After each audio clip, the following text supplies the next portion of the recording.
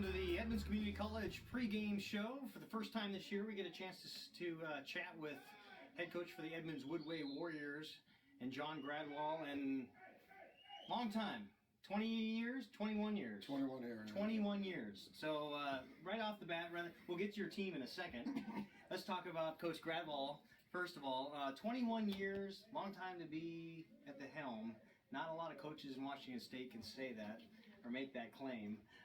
What has changed in high school football from day one to now? Well, I think it's got very innovative. A lot more offenses, a lot more. The game's gotten faster, more no huddle. People have gotten more serious about the game, so there's a lot more training in the off season for positions, which brings up the competition. There's a lot of good competition, and it used to be pretty vanilla. People run what they run, and here we come. But now they spread the field and go no huddle, and it's pretty crazy. Technology. Of course, we're filming this entire segment right now on an iPhone, so I hope you can hear us okay. That tells you where we've come in the broadcasting world, right? But technology, you guys don't even have to necessarily, if you don't want to, send a scout out to scout the team in advance. Yeah, no, we don't. No, I used to have a whole bunch of VCRs and make a whole bunch of tapes for the kids, and then I went to DVDs, and now it's all online. Once the game's over, I upload it and push a button, and it emails to all the kids, and I can send it to other coaches the same way. And no, I don't have scouts go out. We make arrangements beforehand. No, it saved a lot of time in my life on Saturdays. I used to be here a long time because you had to wait for the whole tape to go. Now it's it's just a file being uploaded. It's pretty cool. It helps with all my coaches viewing film and just all the kids seeing film. And you used to have to make copies for a kid. Now they can all do their own highlights, and it's just much more user friendly. The lay of the land at Edmonds-Woodway, of course, most coaches' polls at the beginning of the season, take them or leave them, are pretty favorable to Edmonds-Woodway again this year. Do you put much stock in any of that? No. Doesn't mean anything till the end of the season. We've been in a lot of places and ended up in a lot of places, and none of it really matters. It's the old sayings you hear from every coach. You got to stay healthy. You hope the team comes together as a cohesive unit, and you never really know how good you are until they're tested, until there's adversity. So every team's different, and the chemistry for all teams is different. And it's something that builds over the season, and so you just never really know, and it is what it is. Hopefully we're there at the end. Well, that's the goal of every team, of course, and this is week 2. Coach, you already start the season in non-league play 0-1. It's not necessarily where you want to be, but just listening to the kids, the coaches that I've talked to here in the last couple of hours, really no concern, it seems like, at least on the outside looking in. Well, obviously we want to win. I mean, that's one of your goals, but we didn't play real well, and I think that was the bigger disappointment. We had a lot of turnovers, so we've really emphasized playing better and taking care of our own mistakes, take care of things we can take control, take care of the ball and those types of things, and see what happens. I can't control what Woodinville does or doesn't do, but I can control what we do, or try to control what we do. Right. Of course, we're talking about the loss last week on Friday night up at Jackson High School, 4A school. Of course, Edmonds-Woodway, a 3A school, so non-league. On that note, we're going to take a quick break and come back for the second part of the pregame show. You're watching the Edmonds Community College pregame show on Sound Live Sports. Edmonds Community College. Join Edmonds CC in celebrating its 50th anniversary at its celebration kickoff event Friday, September 16th, starting at 4 p.m. on Triton Field. For more information, go to www.edcc.edu/50. Welcome back. Sound Live Sports Network and the Edmonds Community College pregame show. I'm standing next to Coach John Gradwell, Edmonds-Woodway Warriors. A little bit about the squad that you've got today. Each year, obviously, different personality of the team. What's the personality of the 2016 Edmonds-Woodway Warriors? Well, a bunch of good guys. Really like them. A little goofy, which I guess can be okay. They did a good job in the off season. Hard workers. I think they have high expectations for the season, and they worked accordingly. So that's obviously what we're striving for. Got a lot of newcomers on the team. Lost a lot of people. Some folks didn't come back from last year's squad. And you're starting a new quarterback, Cameron Kroll, at the reins, trying to call the snaps. Tell me a little bit about his personality. What you're asking out of Cameron. Cameron's real smart. He worked real hard in the off season, and he's really got a good handle on our offense and what we're trying to accomplish. The biggest negative is he didn't get a whole lot of playing time last year, so he's green when it comes to playing time. But I think over time he's only going to get better and better. His number of mistakes will go down. We always talk about his batting average should get better every week, and I expect to see that happen. He's a great kid, good leader, and has really put the time in to be that guy. Tell me a little bit about some of your other players that you have that a lot of these folks, a lot of the fans don't necessarily know right now. Well, we've got Abdullah Jada, who's playing running back and outside linebacker. He's an exciting player to watch. Ollie Gay. Sophomore, right? Well, no, Abdullah is going to be a senior. Okay. Ollie Gay is a senior, also defensive end. I don't know, he's 6'5.5", 260, and as great a football player is, he's a great kid too. Capaccio Cherry started for us a tailback last week. He's a sophomore. Had a great game. Jaro Rouse, sophomore, got an interception last week. Anthony Lindemood at free safety, calls our defense, does an awesome job. We've got Dominic Lawrence and Murphy and Carlos Serrano at inside linebackers doing a great job. Cameron Vogel leading our line with Xavier Belcher and Mark Tree. So, we got a lot of returners, and they got to step up. It's go from being a junior to a senior, taking that leadership role, or some of these sophomores playing freshman football. Now, hey, Well, everyone, welcome into Edmonds District Stadium. The kickoff is already underway. Edmonds-Woodway has won the toss, deferred to the second half, and is kicking off to the Falcons of Woodinville. Hello, everybody. Keith Neely alongside Scott Brudevold up here for STSPN and the Sound Live Sports Network. And we have a ball game here at Edmonds District Stadium, a 4A school coming up from the east side, a Kinko school, Woodinville, coming in to play the Warriors of Edmonds-Woodway. And a beautiful, beautiful afternoon. A couple of good teams, both wearing green, ready to lock horns, Scott. Yeah, it should be a fantastic game. Edmonds kicked off. Woodinville returned it to the 24-yard line, and here we go. Here's the handoff on the inside. They'll give it to Brett Akamus. Akamus with the carry on the left-hand side is stopped for no gain, maybe a gain of a yard. And that tackle was made by big number 88, a name that I think we're going to be saying a lot tonight, Allie Gale. Came in from his left defensive end spot. Ollie Gay, one of those specimens of a football player. Not a small human being at 6'5", 240, and a guy that can move.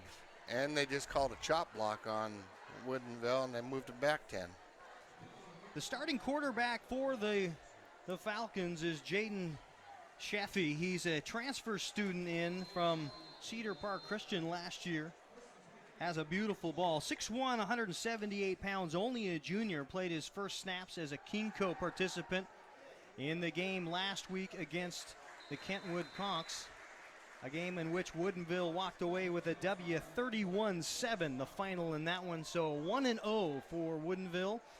And they will face Edmonds-Woodway, who is a team reeling a bit after last week in the march up to Memorial Stadium in Everett to play the Jackson Timberwolves. Came away with a 29-25 loss in that one. And it wasn't necessarily they played some bad football, Scott, as we watch an interior handoff go for just about a yard. But a lot of mistakes for that Edmonds-Woodway squad. Yeah, when you have 8 turnovers, that's really tough to win a football game with 8 turnovers. And especially four interceptions, 4 fumbles, and a lot of them in the fourth quarter. That really hurts. Well, and you talk about 8 turnovers, that's in high school football, that's an entire half a drive. That's probably more than a half a drive. So you figure you're scoring on the ones that you don't turn the ball over on. Exactly, yeah. 3rd down and long, make it 12 yards. And back to pass. Sheffy will look down. He has a man open but skips a pass. It might have been tipped at the line of scrimmage. And that'll bring up 4th down. So after a net loss of 2 yards on the drive. That was really nice coverage by the Warriors. They're playing a 2-deep zone on that play, and they had the DB and the safety both covering that receiver. I don't think he would have got the first down if he would have caught it. But the ball skipped. It was a little short on the quarterback's throw. But nice job for the Warriors. Way to get it turned over, and they can get the ball. Edmonds-Woodway prides themselves on their defense, and you heard the interview in the pregame with head coach John Gradwall. The kick is up, the punt, and everyone will get away from it. It takes a Woodinville bounce down to the 37-yard line of Edmonds-Woodway, and that is where they will set up shop. You got to be pretty happy with that field position if you're the Warriors. I mean, you got first and 10 on the 37-yard line. You can't beat that. Edmonds-Woodway starting the senior quarterback Cameron Krall, wearing number 6. You'll see him a lot. 5'10", 145 pounds. And the solo back would be Abduli Jada. And they'll hand the ball off straight away to Jada into a pile. He'll pretty much the exact same way that Woodinville started their game. A little off the tackle dive straight ahead, and a net gain of about 2. You know, it was the first play of the game for the Warriors, but you could see the defensive line, which we hear is real good for Woodinville, had the push on that play. Trips on the far side. A solo receiver near, and here is the shotgun. They'll pass it out into flat. That one also skipped. It would have been short of the first down. Krall just left the intended receiver, Aaron Richardson, short there. That's too bad because Richardson was open. I mean, he wouldn't have got the first down, but if the ball was up a little bit, he would have had a significant yardage to make it 3rd and short instead of 3rd and long. We're just underway now. 9:51 to go first quarter. 3rd down and 8 with the ball on the 39-yard line of Edmonds-Woodway. Krall with the shotgun formation, rolls slightly to his right, steps up into the pocket, has a man open, picked off. Across the 50-yard line, it was Seth Pregler that was the interception. A 5'10 junior, a lot of juniors on this Woodinville roster, and he comes away with the pick and sets up some good field position for Woodinville. Yeah, and Krall got hit on that play after he released the ball, but he overthrew his man. His man was open, and the ball sailed over his head, and the Woodinville safety just sat down in the zone and made a nice pick. So 2 drives so far in this contest, both empty. And unfortunately for Edmonds-Woodway, the turnover bug has not left them. They're going to have to shake that monkey soon if they're going to win ball games in the Wesco 3A South. There's the shotgun formation. That pump fake now up along the sideline. The intended receiver on the play was Jared Eisenbarth, the junior, 6'1", 188 pounds. Had a couple of steps on the defensive back in Brian Cernowski. And Cernowski was right. You know, he was just a step away from him. And I saw as soon as the play was over, Coach Gradwell was right there in his ear coaching him up. So you can't let that guy have too many steps in the open field or it could be trouble. Another trips formation. And we'll talk about the formations here in a minute. There's the blitz. They flush out the quarterback out of the pocket on the run. Has to make the turn. Is able to get past the sticks. And now a penalty flag as Edmonds-Woodway could not hold up. And that will certainly be a first down across the midfield for Woodinville. And you know what? That's a costly penalty because it was pretty obvious to everybody watching the game that the quarterback was going out of bounds. You got to hold it. You got to be disciplined. Now you gave him an extra 15 yards from where he went out of bounds. If the call sticks, that's a tough play.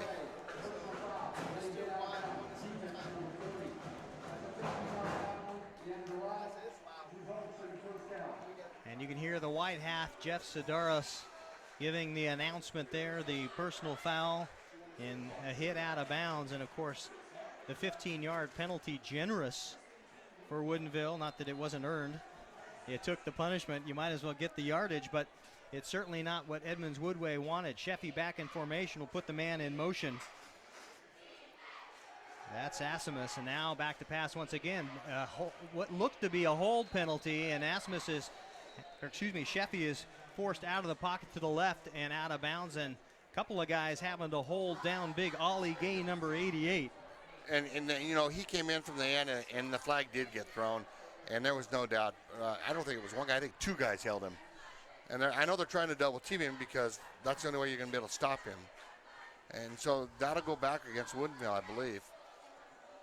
Ollie Gay again, 6'5", 240s, has a lot of D1 letters sitting on the table in front of him. And that's exactly what it is, a holding penalty. He's one of the captains on this Warrior team. The captains this year, at least for this game, Abduli Jada, their running back. Jalen Nash, one of the receivers, and the deep men for Edmonds-Woodway with the captain's badge. And Ollie Gay also in there, along with Anthony Rocky Lindemood. And you know, Ali Gay, for his size, he's got a nice motor. Great speed, good pick off the end. He's really tough to get. Junior quarterback back to pass, hands it off on the interior. It's a dive up the middle. It's a gain of about 4 yards. Derek Hamer, the ball carrier, the running back, a senior, 5'8", 190 pounds. He's got those trunks for legs, and he keeps them moving. And I noticed on that play, they went up. They're staying away from Ali. They're going up the middle. He's on the left side playing left defensive end, and they went right up the middle that time. Second down and 19, 8:54 to go first quarter. Edmonds District Stadium on the Sound Live Sports Network. Long pass, has a man open, overthrew the intended receiver in Nash Fooch. Abduli Jada got beat on that play. He did overthrow him, but boy, he had room. Fooch had room. 6'3", 180 pounds, not even listed as a receiver is Fooch. He's listed as a quarterback and a defensive back, but obviously they'll put him out here on the end.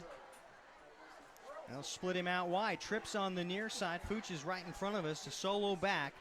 That's Hamer. And now Sheffy with the shotgun has the rollout, has some protection, a man deep, and it is, I think it is caught. It was intended for number, if I can get a number, 81. And both the receiver and defensive back caught the ball, and of course the tie goes to the receiver, Michael Roth, at 6'4", goes up over the top and gets the catch. That was perfect. He got up there and pulled the ripcord. Yeah, I think that's where a 6'4" receiver versus a 5'10" DB. I think that, and he caught it like a jump ball at the highest point, and that was a really nice play. I mean, it could have gone either way, but I think the official saw him have the ball first, and that was the play. Outstanding job by the defensive back in that play also to go back and go up and get it.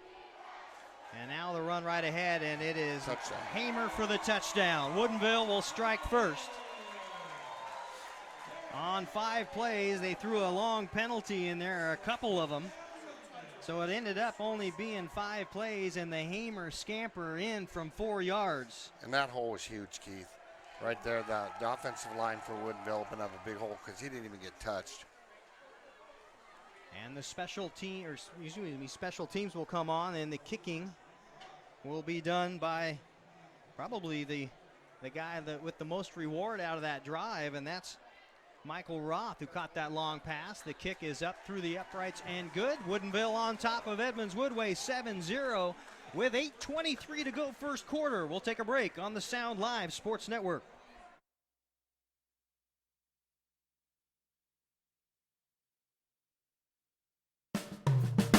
Edmonds Community College. Join Edmonds CC in celebrating its 50th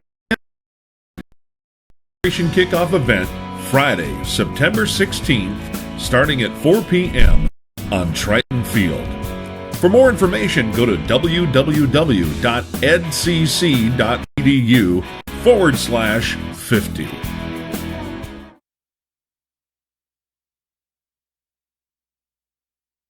Clogged drain or other plumbing problems? Call Action Jackson Plumbing for our service. Clogging most internal drains for just $99 plus tax. Call 477-5601 or visit actionjacksonplumbing.com. Woodinville putting together a 53-yard drive on 5 plays. The Hamer 4-yard scamper into the end zone puts them on top of the Edmonds-Woodway Warriors by a score of 7-0, and the kickoff will now head into the end zone for a touchback. Edmonds-Woodway sets up shop on their own 20. And you know, Keith, on that last drive, one of the unfortunate things for the Warriors is it was 3rd and 19 when they had that long pass, and you're hoping you can make a stop at 3rd and 19. And of course, the receiver, out-jumped the DB, and it's one of those things. And that penalty, when you hit that guy, that quarterback laid out of bounds, and if the quarterback's running the ball and you're getting close, the refs are going to protect him. I mean, they're going to protect him. They're not going to let you take a free shot at him. Edmonds-Woodway last year a 6-4 record, good enough for second overall if you look at the records in the Wesco. But they lost an in-league game to Meadowdale as Woodinville lineman jumped across the line into the neutral zone. Yeah, Ben Mexter, he jumped number 44, D-end. Anyway, that loss in the regular season last year put Edmonds-Woodway in the standings when you go head-to-head into 3rd place. Forced them into the crossover game, if you remember. And their opponent, none other than Eastside Catholic. Not the draw you want in round 1. No, not at all. There's the pass out onto the left-hand side and in and out of the arms of Aaron Richardson. And that was a good pass by Cameron. He couldn't have thrown that ball any better. Aaron Richardson, I mean, he's got to catch that ball. Kroll gives the nod to Richardson, so certainly no ill will there. He puts the receiver teammate, the senior, out on that left-hand side in front of him. In the backfield is Cherry Cup. Oh, there's a handoff.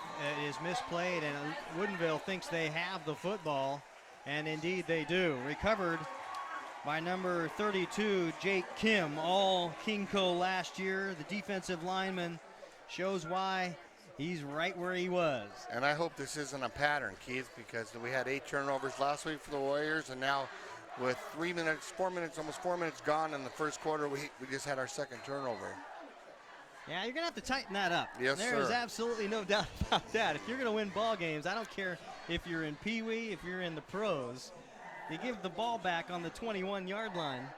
Yeah, it's going to hurt. It's hard. That stings. Yes, sir. Sheffy in that familiar formation with Hamer right to his left. They'll now try to keep it, and the crush of green around him will put him down about a yard short of the original line of scrimmage. I think they'll back him up for a loss of 1 here. Great push by the defensive line for the Warriors on that play. Looks like I almost thought he missed the handoff and just kept it around. I don't think that was a planned play, but nice job by the Warriors defense. Stuffed that play at the line of scrimmage. Head coach Wayne Maxwell for Woodinville talking to his players around him right there on the sidelines, as if a teaching moment to put the man in motion. Hamer behind Sheffy. Here's the long pass, a timing pattern, trying to go up and over. Maybe some contact early, but no penalty flag down. That could have gone either way. That could have been offensive too, because it looked like to me that the receiver pushed our DB down. Michael Roth, once again, the tall receiver, the Lankster, out there trying to make hay in the backside of the end zone, is slightly overthrown. And you can tell there's a connection already. Sheffy already 3 targets to Michael Roth. Yeah, one of them for long yards big in game. that first drive. I think they see they got a height advantage for the DBs on the Warriors, and so that's what they're going after. Roth on the far side. He's the solo receiver. Now here's the keeper, and it'll be a pickup of perhaps 5, maybe 6 yards. Sheffy showing he's not afraid to tuck and go up into the heat of battle right down the middle, right down Broadway. Well, I think they figured out they can't get around their right end because Abdullah Gale's right there. And so I think they figured they got to go up the middle. It's interesting, though. It's 4th and 5, and it looks like they're going for it. 4th down, 5 yards to go with 6:53 to go here in the first quarter. Already Woodinville with a touchdown lead over Edmonds-Woodway and are threatening in the red zone. Sheffy 3 claps now, fake handoff, play action, has a man in the backfield. Now Sheffy will roll out, has a man open over the middle but overshot him. Nash Fooch was there waiting And I just don't think Sheffy saw him and tried to get rid of it. And number 88, Ali Gale, was right there, and he hit him after the play. And I think he got rid of it early because it looked like to me Nash Booch was wide open.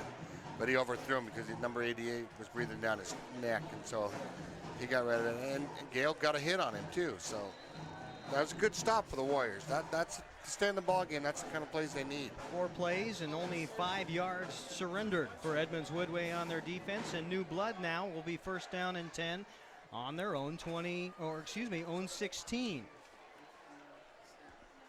Crawl takes a moment to survey what's in front of him. Now the handoff. They got a little bit of a push on that left-hand side, was able to counter back. And the ball carrier, the sophomore once again, that is senior, Cherry Capaccio. For some reason I thought he was a sophomore, but they got him as a senior in the lineup here, so we'll just go with it. Still in the backfield, he'll take the handoff, has it on his hip, has to cut back, and that was ill-advised because 3 Woodinville Falcons were right there to greet him, and they are hyped, pounding helmets. Again, Woodinville won the line of scrimmage on that play. They were in the Warriors' backfield pretty quick, and the Warriors are running the hurry up. So they're trying to get up the line of scrimmage and go. 5:47 to go, 3rd down and 10 yards to go. Trips on the far side, solo back is Cherry. And now Crawl. He'll take it himself. It's a delayed sneak. And he is punished so much he popped the bean off. Yeah, and I believe he's going to have to sit out a play too when the helmet comes off. Well, he's going to get to sit it out while the punt team is on, so it won't be too terrible as far as losing your quarterback for an offensive play from scrimmage. Yeah, they were trying to run the old quarterback draw there, and he got a couple yards, but again, the line of scrimmage right now is being won by the Falcons. Man, it wasn't one of those things that I don't know that he sold it real well. He got back there and he got a little antsy, and I think if you hang back in that pocket and look downfield and sell it a little more, you may have had a little more daylight in front of you should you turn and go. Timeout on the field. We'll take one ourselves here on the Sound Live Sports Network. 5:13 to go, first quarter. Woodinville on top of Edmonds-Woodway, 7-0. Clogged drain or other plumbing problems? Call Action Jackson Plumbing for our service. Unclogging most internal drains for just $99 plus tax. Call 425-877-5601 or visit actionjacksonplumbing.com.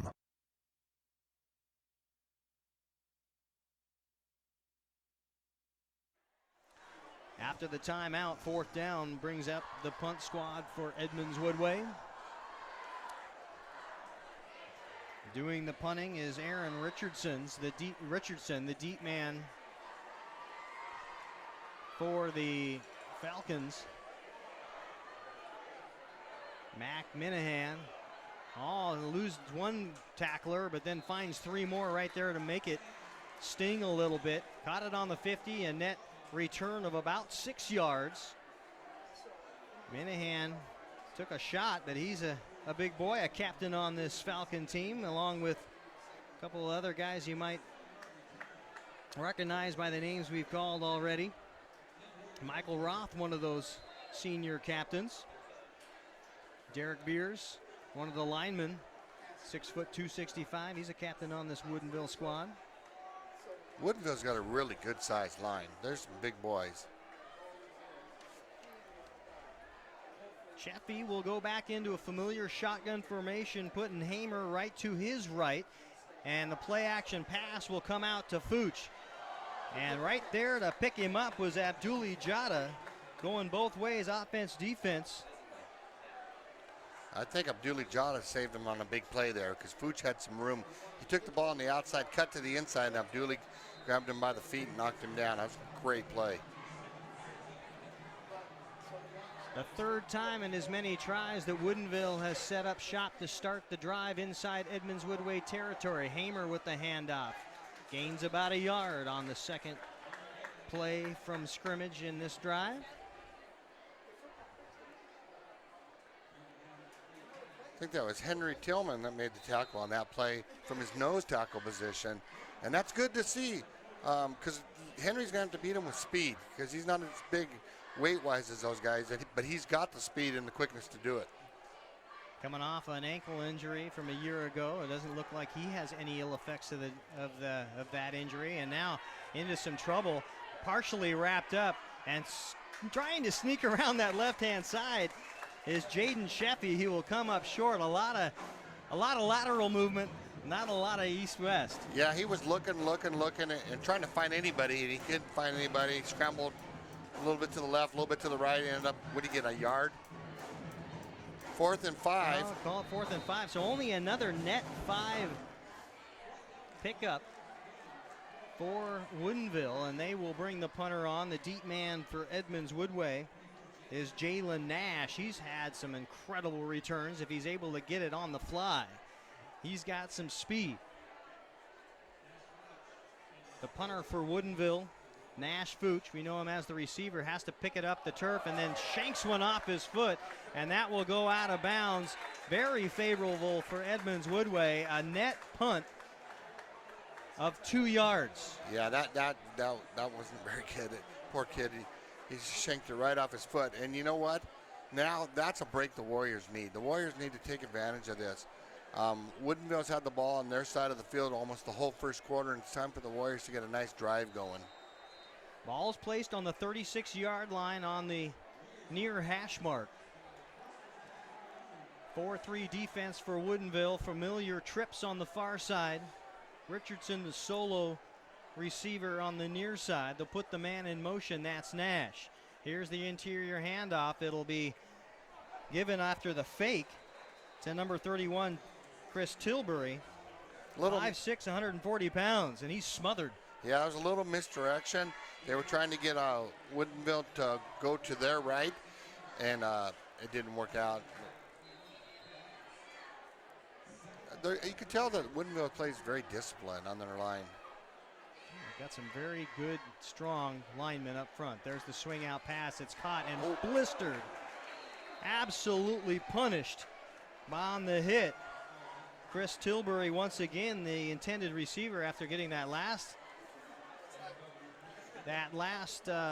handoff. This time the intended receiver is absolutely punished. That one didn't tickle. Ben Metzger, one of the linebackers that found him and put the hit on. 3rd down. Boy, he hit him hard. And, you know, that was one of those plays where I think the receiver for the Warriors was looking at the Falcons linebacker coming, because as soon as the ball touched, he got hit. Feel that one into Wednesday. Yes, sir. We've got another timeout on the field. 2:32 to go here in the first quarter at Edmonds District Stadium, visiting Woodinville Falcons on top of the home Edmonds-Woodway Warriors by a score of 7-0. You're watching the Sound Live Sports Network.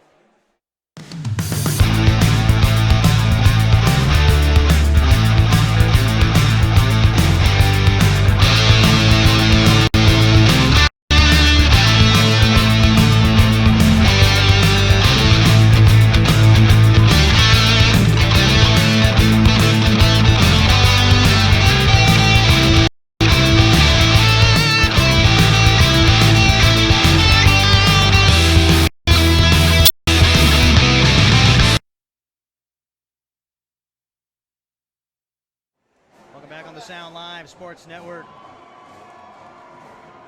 Steve Willis just handing me some stats. 6 attempts, 3 yards on the ground for Edmonds-Woodway. Cameron Krall so far in 3 drives, 0 for 4 with an interception and a fumble, so not nearly as crisp as head coach John Gradwell would like his squad coming out. Man in motion is Nash. Here's the play action fake. They have to get rid of it. It's a screen call and dragged down in the backfield. That was going nowhere, and not only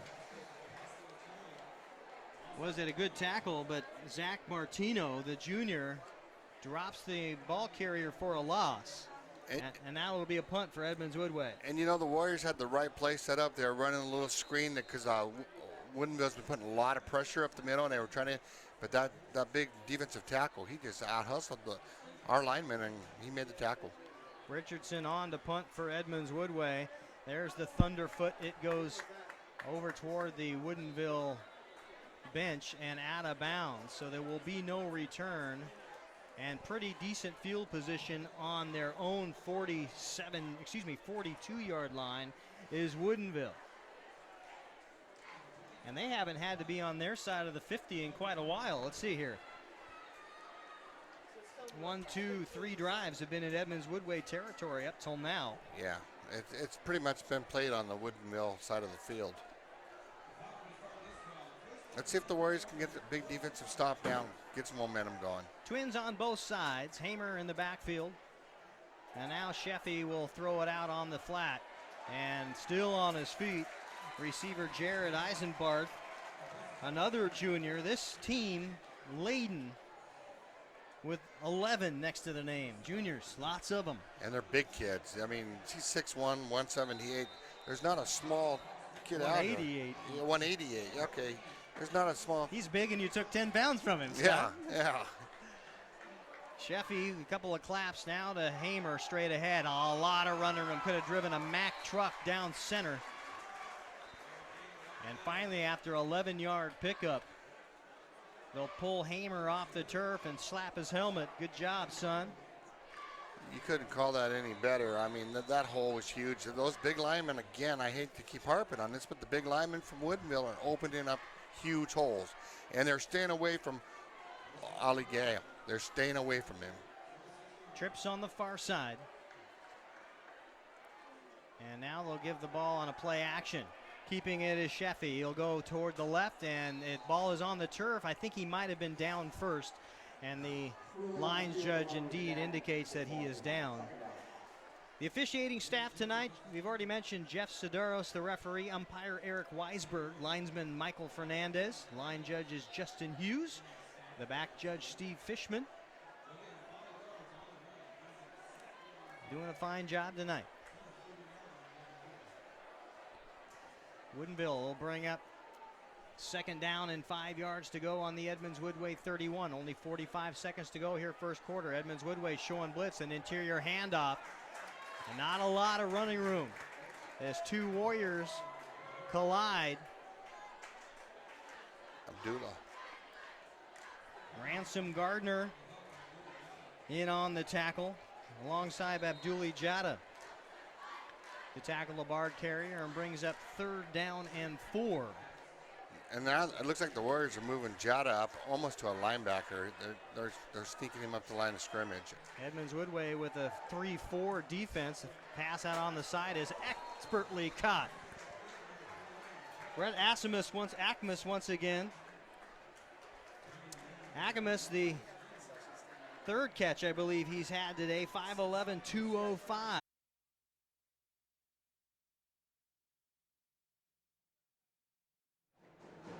Welcome back on the Sound Live Sports Network. Two meaningful drives for the Woodinville Falcons have got them up right now, 14-0, and the long kickoff will go out of bounds on the Woodinville side of things, and that will allow the ball to be placed on the 35-yard line for Edmonds-Woodway. It's not that Edmonds-Woodway hasn't had decent field position at times, but has mustered, what, 1 yard. 1 yard of total offense. Yeah, no, their field position's been fine. They just can't get it going. And it's second quarter, maybe there's something better will happen. But yeah, 1 yard of total offense isn't going to win you too many ball games. And again, I do say this Woodinville offensive defensive line is right now they're beating the Warriors. It's 3-4. We're in almost a 4-4 now, a 4-3. And you're exactly right. Those are a lot of big boys wearing white. Crawl now in that shotgun formation. A quick pass, a slant out to Richardson. He'll take the 4 yards. And maybe you may have to get him in small chunks. I was just going to say that. Maybe that's the type of play you need to run. Run a quick out, quick little dink and dunk, and get 4 or 5 yards and move the ball down the field. And you go ahead and take some time off the clock and get a drive because your defense has been out there a long time. Trips on the near side. Crawl will put Jada in the backfield, and that's who gets the handoff. And that went nowhere. There's nothing there. There was nothing there. He went up the middle and just got stuffed. You talk about these big boys up front. You're talking about Miles Walker, a junior, 5'8", 215. Right there in the center of the pile. You've got Caleb Hess, a senior. He's 5'11", almost 200 pounds. So, yeah, we can run them on down, but that's what you're looking at. There's the rollout, and a pass is in and out of the hands of the intended receiver. Jalen Nash, who's usually quite steady with some soft hands, might have been turning the corner a little fast there. He would have had the first down had he secured the football. Yeah, he was trying to cut inside to get extra yardage, which you can't blame him, but you got to catch the ball first. The ball was on the outside. He had to bring the ball in, then you turn it inside, and you might get another 10 yards. But unfortunate, at least Cameron got out of the pocket that time, and, he threw the ball the only guy he could. So they got to get things rolling, though. They can't keep punting the ball. Fourth punt for Richardson tonight. And that one kind of a spinner, will spin away from the deep man, who is Dylan Usuro. And not a bad punt. No. Down to the 19-yard line. It took a nice roll, and it was a really good punt. So now this is probably the deepest field position that the Falcons have had all night. It is, yes. Yeah. On 19. And we'll see what they can do as far as a sustained drive. We've seen a couple of big plays. You remember the long pass to Michael Roth, and then the last one, the 24-yard run by Hamer. Those have been the biggest gains for Woodinville so far in the ball game. And they've had a couple of dud drives too, a couple of 5-yarders, a couple of minus yardage drives. So besides the big plays, the Warriors defense have been playing really well. But you're right, they've been on the field a lot. 10:35 to go in the second quarter, first half of action. Rolling out and throwing wide is Jaden Sheffy, and tried to go to his man, Michael Roth. That's been the third target for Roth. Outside of that, Sheffy has hit 4 different receivers. He's 5 for 11 for 66 yards. And that was a really nice play by Zion Watson, number 32 for the Warriors, the 5'8", 165-pound senior. He was all over that play. They'll put the man in motion. Now the Hamer handoff, not into Ollie Gay. That's not the right place to go, but that's exactly where he went. And big number 88 wrapped him right up. Yeah. Along with number 66 for the Warriors. That's Tyler McClendon, the junior. Yeah, that's not the right, like you said, that's not the right place to run the ball, because Ollie Gay is he's beating his man every time. And I'm surprised the Falcons keep trying it, but they must feel that they have to make it be true. Third down and long, 9 yards to go. They'll put the man in motion. That's Mac Minahan. And the little run off the right-hand side after the pass, a little screen dump. And see, that time they let Gale come in on the pressure, and they ran a screen right over the top of him. And but the Warriors linebackers and DBs made a nice play, held him. So now the Falcons got a punt. Punting is Nash Fooch once again for the Falcons. And the deep man Nash for the Warriors, standing about the 45-yard line.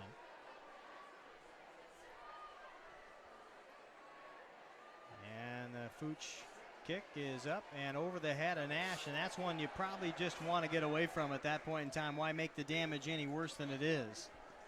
The only thing different on that, Keith, is if you see that coming and you could fair catch it, you probably saved yourself 25 yards. It did take a roll and a nice bounce. We've seen a couple of good kicks out of both teams. We'll stay right here on the Sound Live Sports Network. Glad to have you part of the afternoon. Boy, what a great one.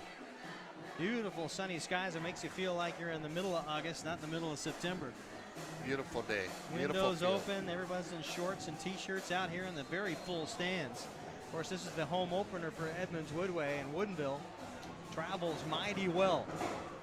8:58 to go here at Edmonds District Stadium. Keith Neely and Scott Brudevold on the Sound Live Sports Network. Here is the play action. Now they'll hand the ball off around the left-hand side. Goes number 31, Chris Tilbury. They've used him a lot already.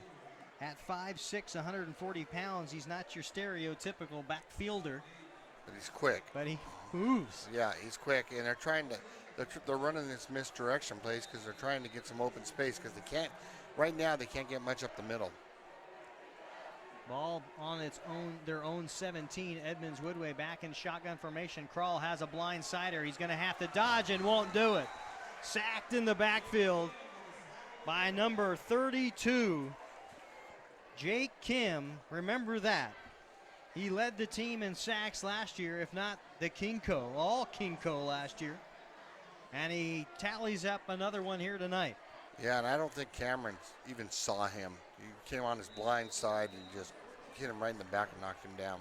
Well, not only did he not see him, but darn near lost the football as both Kim and Krall were clawing at the ball as it hit the ground. There's a pass tipped, almost picked off.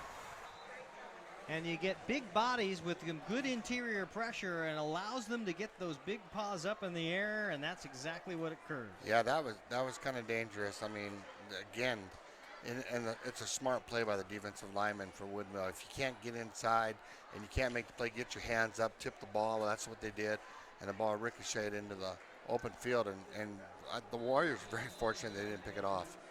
Oh, and even the little quick two-step drops.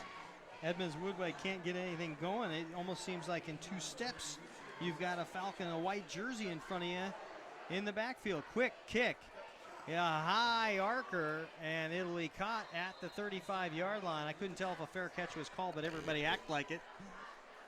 And see, that was probably the proper play, too, because they got the ball on the 35, and he didn't want it to roll that time. So number 15 for the Falcons, Mark Mohan, he made a nice fair catch and caught the ball. So the ball on the Edmonds-Woodway 35, and Woodinville licking their chops once again with some very favorable field position. And again, we're on the Woodinville side of the 50, and it's kind of been the theme of this game so far. 7:36 to go first half. The visitors on top, 14-0. Sheffy hands off to Hamer straight ahead. Now they're getting that push of 4 and 5 yards. And you're right, Scott, that defense on the field already an awful lot for Edmonds-Woodway. You hope they're not wearing down, but it kind of looks like the interior guys, they're getting pushed pretty hard. Second down and 4 after a nice first down pickup by Hamer. We'll credit him 6. Now back to pass. There's the Sheffy pass, well overthrown. The intended receiver, none other than Michael Roth. Yeah, I think, the receiver was open. I think Sheffy kind of hurried that ball because he throws a nice ball. But sure does. But that was offline. He's just got to relax a little bit, I think, and get it in there. I was looking, Ollie Gale's been off the last 2 plays. Now he comes back on the field. I was just wondering if he was okay because the Warriors got to have him in the game, I think, on defensive wise. He's the only one that's really getting any push on the defensive line of scrimmage. When you look down there, you see he's easily helmet high above everybody else in that backfield. Big, big, big guy. And now we've got some motion on the offensive line. I think number 70 for the Falcons. And that play hurts because you go from 3rd and 4 to 3rd and 9. So now the Warriors got to take advantage of it and make a stop here because I guarantee you Woodinville's not in field goal range. They might be in 4-down territory. I don't know. It depends on their coach. But this is a big play for the Warriors defensively.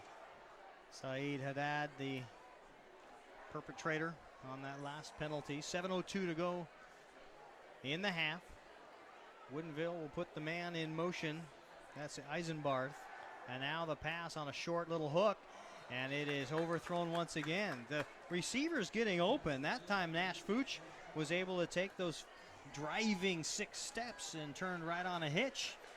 Exactly. The receiver, he's open. The quarterback's overthrown. I don't know if he's a little amped up.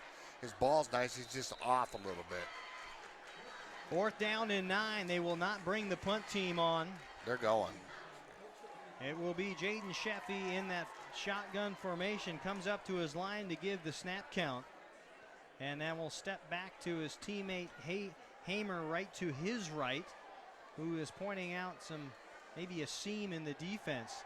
And now Sheffy going for the long ball over the top and almost picked off. It caught the hand of Roth once again, the intended receiver. And that one had some pepper on it. Yeah, that ball was smoking. And you know, I think that ball was almost thrown too hard because Roth got his hand up and it was too much for a one-hand catch. But credit the Warriors. They came back and made a nice stop. Now they got the ball. I mean, the defense is playing well. Well, they've been able to stop Woodinville on a -2-yard drive, a couple of 5-yard drives, a 1-yard drive here in this last possession for Woodinville. But you can't keep them out there all day. There's the handoff, trying to get around the end. It's the speed demon once again, number 31.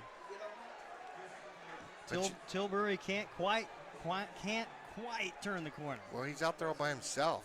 There was nobody out there, no lineman, no receiver. He had 3 white jerseys and 1 green jersey, and usually I like the odds of the white when it's 3-1. Well, and you're lowering your shoulder at 5'6", 140 pounds, and Peyton Chester, one of the captains on this Woodinville squad, a senior, was there to greet him at 5'10", $175. Yeah, exactly. And he, you know, the young man's gonna have some bruises tomorrow. He's gonna have to sit in the hot tub tonight. Brett Akamus, the junior, also at 5'11", 205, that outside linebacker. And now Coach Gradwell says enough. Yep. Let's talk things over with 6:47 to go in the second quarter. Woodinville coming into Edmonds District Stadium have already chalked up 14 points on the Warriors. We'll come back to finish out the half on the Sound Live Sports Network. Clogged drain or other plumbing problems? Call Action Jackson Plumbing for 24-hour service. Unclogging most internal drains for just $99 plus tax. Call 425-877-5601 or visit actionjacksonplumbing.com.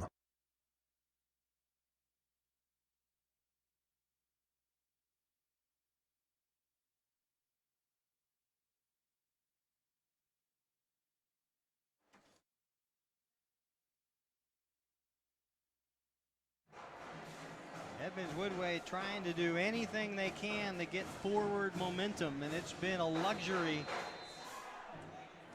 to get even a yard or two. A little rough on the offense so far this first half. 18 offensive plays, 1 total yard of offense for Edmonds-Woodway. Crawl on the run, has to thread the needle. Picked off by Peyton Chester at the 45-yard line. And Mr. Crawl's hurt, Keith. He's rolling on the ground. He's grabbing his shoulder. Yeah. And now has come up onto his knees. Head coach John Gradwell will go over, and you can see the wince of his eyes. And as he Crawl grabs that right hand onto his lower back, he took a punishment. He sure did. He got hit right in the back as he threw it. That might have been an ill-advised throw. He threw it in the 2 guys coverage on the sidelines. I know he was trying to get rid of it, but sometimes you just got to say, okay, we're only going to get a couple yards, but we got to keep the ball. And again, great field position as Woodinville sets up shop on the Edmonds-Woodway 42-yard line.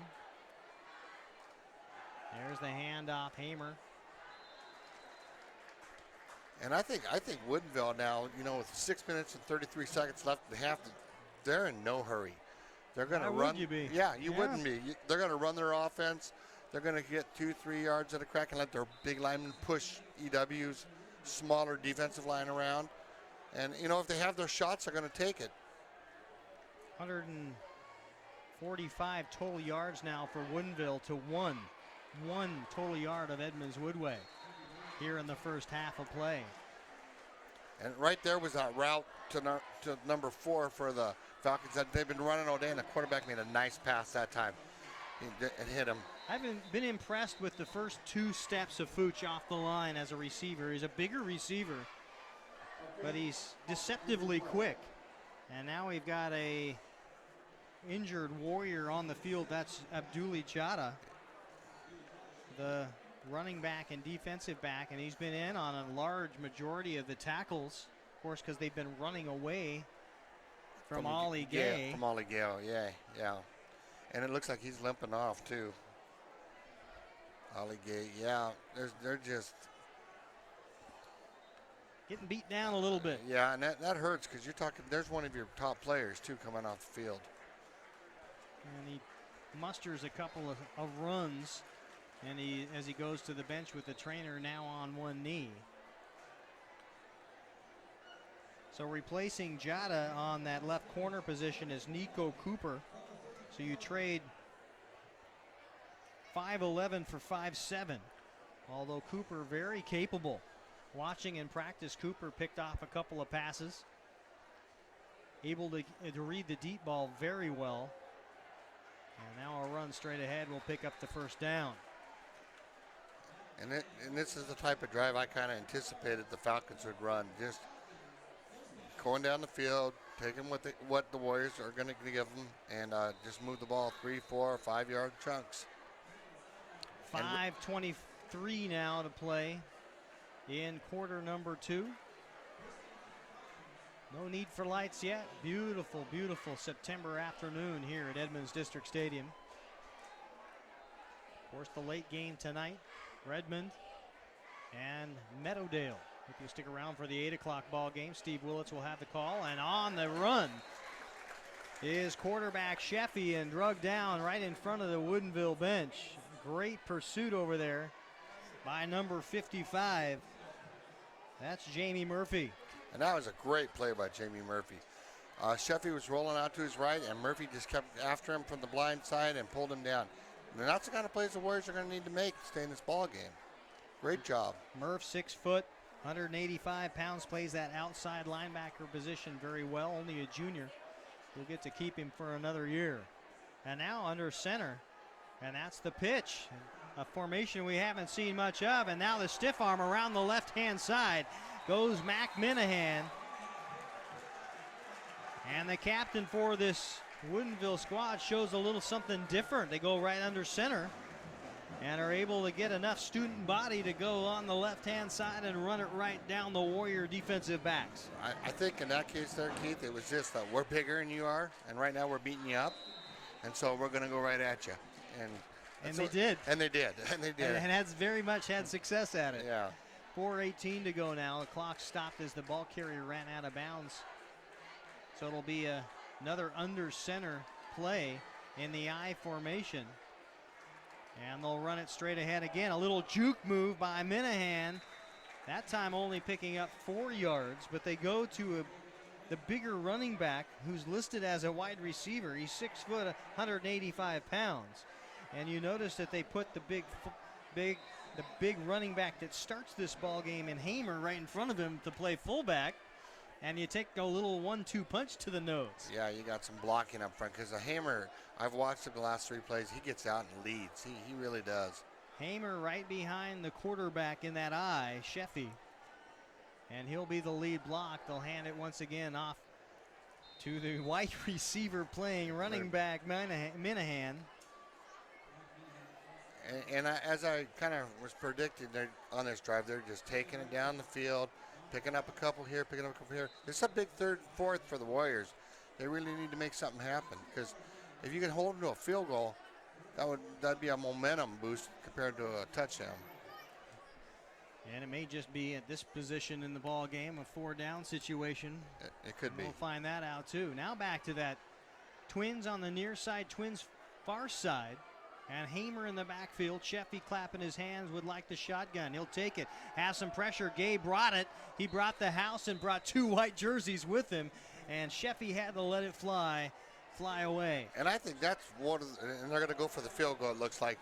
That's one of the reasons Sheffy's throwing the ball so quick. Maybe that's why he's missing is because he feels Gay coming every play.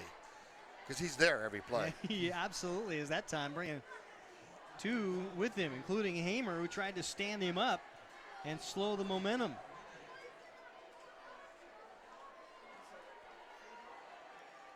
Michael Roth will set up the field goal.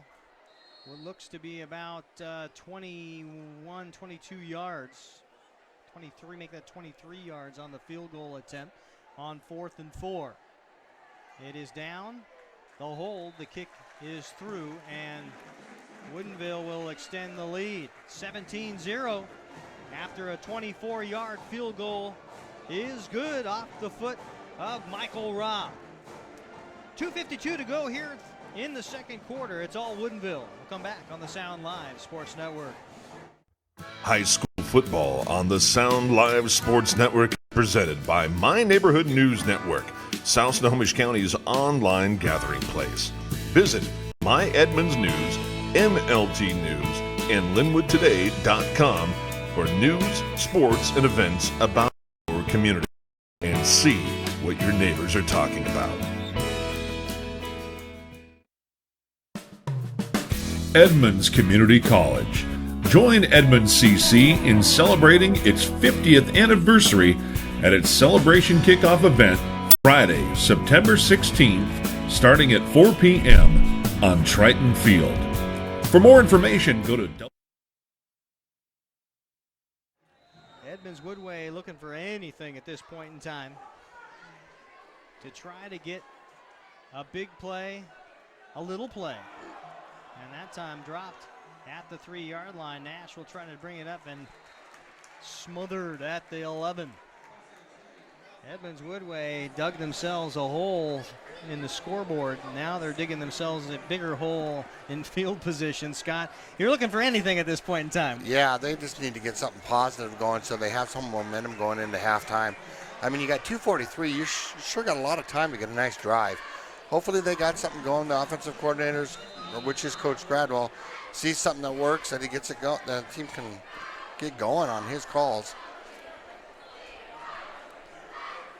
They'll put Krall under center now. He's still in the ball game even after taking a tough shot.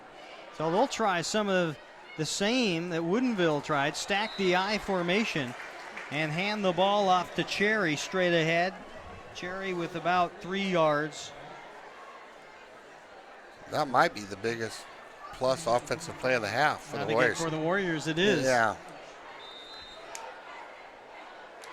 Before that play, a net gain of 1. Yeah, that. You know, you've tripled it in one play here at 2:13 to go in the second quarter. And if you're Woodinville, maybe you're resting some of these big boys. And that one almost got away from the pitch, got away from the ball carrier. That's Cherry once again, and there was nowhere to go. It looks like the penetration on the line is there so quick that the quarterback, Cameron, Krall is just, I mean, he's getting rid of the ball so fast. And, you know, Woodville's calling their timeout now because they're 2nd and 7. You might get the ball back. They're trying to get the ball back before the half's over. Actually, it's 3rd and 10 now with a loss of 3 on that last play. So, you know, that's a smart timeout by the coaching staff. Woodinville last year, 7-5, 2 games over 500. They beat Bothell, who had a down year last year. They lost to Mount Si by only 1, lost to Skyview by only 2 last year. A couple of good quality Kinko teams. Ended up 3rd in the Kinko overall, but made the playoffs. Were able to beat their opponent from last year, 24-10 in the first round of the playoffs. And then beat Davis from Yakima 38-6 in the second round. So got fairly deep in 4A before they ended up losing 28-18 at the loss to Gonzaga Prep, who would go on to win the whole thing. So even a subpar year, really, a lot of people are saying at 7-5, you end up with a playoff team that goes deep. And you got a lot of kids here that may have not have played on that team. You got a lot of juniors. Yeah, I think back to pass in the screenplay comes out to number 8. That would be Costa Cooper. And Costa trying to scramble for positive yards, ends up losing 2 more. And again, your quarterback took a shot.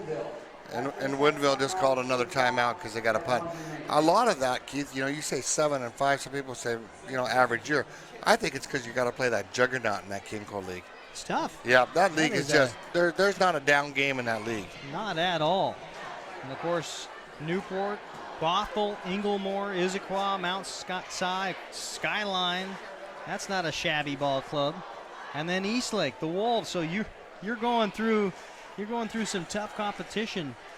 And so then when you get to state, you might be more physically prepared to play state games and move on because you've been playing such tough competition all year. Well, you look at the sidelines of both of these teams. You look across and you see a sea of white. They brought a lot of kids. There's a lot of turnout. at, at a school like Woodinville. And not that Edmonds-Woodway is thin, but they're certainly not as well fielded. There's the catch on the run. Minahan able to get all the way back for a net punt of 2 yards down to the Edmonds-Woodway 15. Very heads-up play on the short kick. That time not calling fair catch. No, he caught it on the run and he just kept going. He timed that perfectly. He had his steam as soon as he caught the ball, and he went right up the middle and took it back to almost, like you said, the line of scrimmage. So now calling those 2 timeouts, and they just called their third, I believe. No, maybe they have one more left, but very smart by Woodinville. Woodinville will start on the Edmonds-Woodway 14-yard line. So 1, 2, 3, 4, 5. Fumble. 5 of the 8. Warriors ball. 5 of the 8 possessions for the Woodinville Falcons have come on Edmonds-Woodway side of the field. Jada pounces on the fumble, and Edmonds-Woodway dodges a bullet. And I believe that's the first turnover for the Falcons in the first half, too. So good job by the Warriors defense. The handoff was botched. That's basically what happened between the quarterback and the running back. And Jada came in and made a great fumble recovery. Well, at $132, you got to be a little careful not to run 3 quick plays and end up giving it right back. Yeah, I would really be surprised if the Warriors just don't run the ball. There is 1 timeout remaining for Woodinville. They can stop the clock once. There's the handoff straight away into some daylight, and running room goes Cherry. And the senior able to get up to the 30-yard line, and that, if you're counting at home, would be your longest run from scrimmage tonight for AU-Dub. That was the best play of the whole game. Right up the middle, he picked up quite a bit plus yardage. 12 yards 12 on the yards. run. Great job. And they'll try the pitch this time. Cherry once again, now will have to cut it back. Gets into some white jerseys, and a penalty marker is thrown. It's in this area where they usually call holding. Yeah. And it was at the end of the play, though it may be the face mask penalty. We'll find out. Good call. So only a 5-yard face mask penalty will back Woodinville up slightly. The good thing about that, Keith, is it's first down again, plus 5 yards. You know, the Warriors get some momentum going. They need to keep this drive rolling. They could get a field goal out of this half, or better yet, a touchdown. Third play of the drive for Edmonds-Woodway with 1:11 to go, first quarter. There's the misdirection handoff. Cherry once again gets past the line of scrimmage and gains maybe a yard.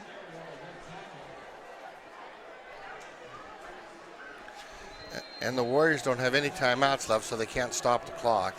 Woodinville still with their starting front four. We've heaped praise upon because they're so tough up front, able to push the Edmonds-Woodway line into the backfield.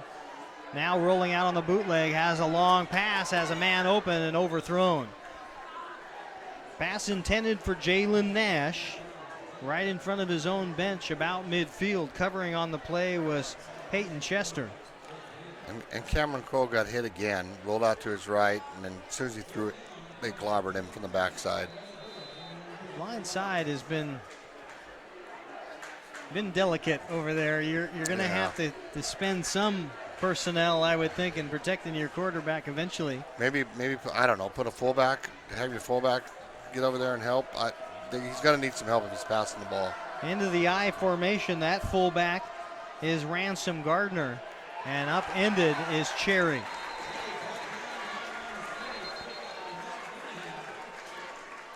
And a guy we saw, returner, one heck of a running back. At one point in time had played receiver, and now he gets into the backfield for a loss. That's Mac Minahan. I got to get that right. 6 foot, 185-pound all-athlete. Oh, he's all over the field. I mean, he's doing it all. He's doing it offensively and defensively. And Woodinville just used their last time out with a 4th and 11, 32 seconds to go. So I bet you Max is going to try to take the ball again and do the same thing he did last time. Or they're going to put some pressure on the punt, because they've been getting close to the Warriors punter. And I know they're cooking something up over there on the sidelines.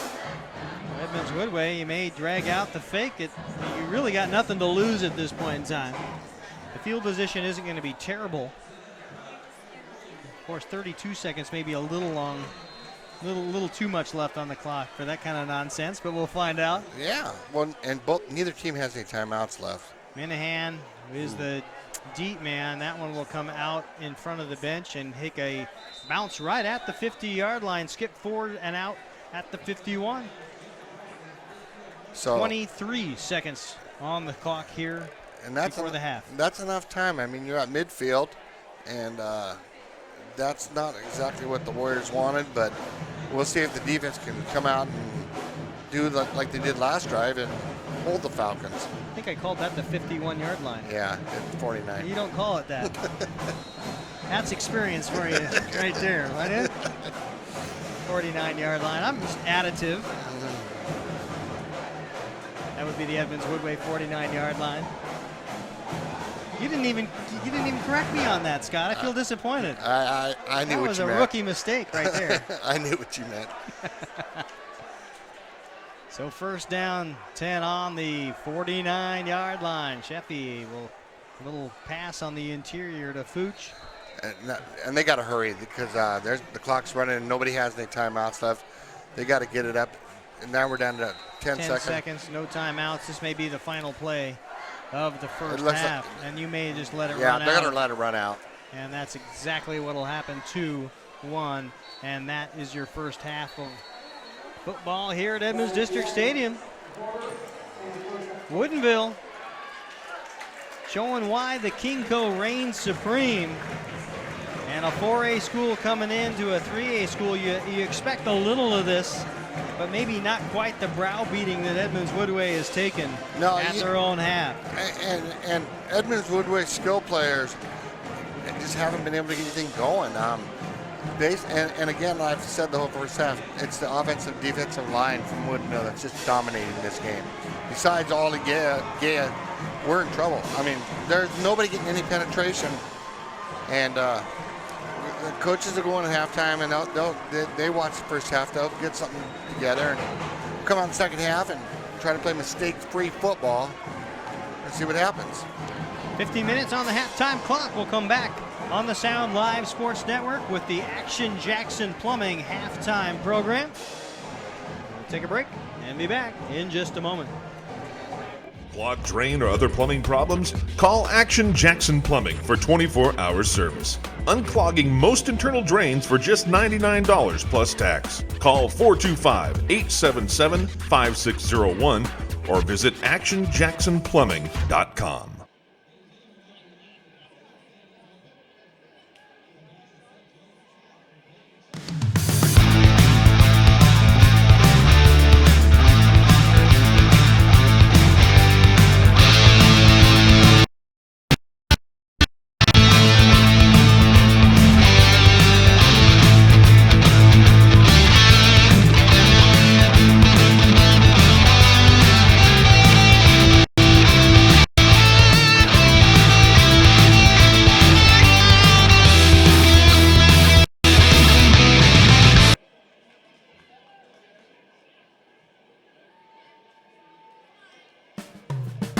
Edmonds Community College. Join Edmonds CC in celebrating its 50th anniversary at its celebration kickoff event Friday, September 16th, starting at 4 p.m. on Triton Field. For more information, go to www.edcc.edu/50.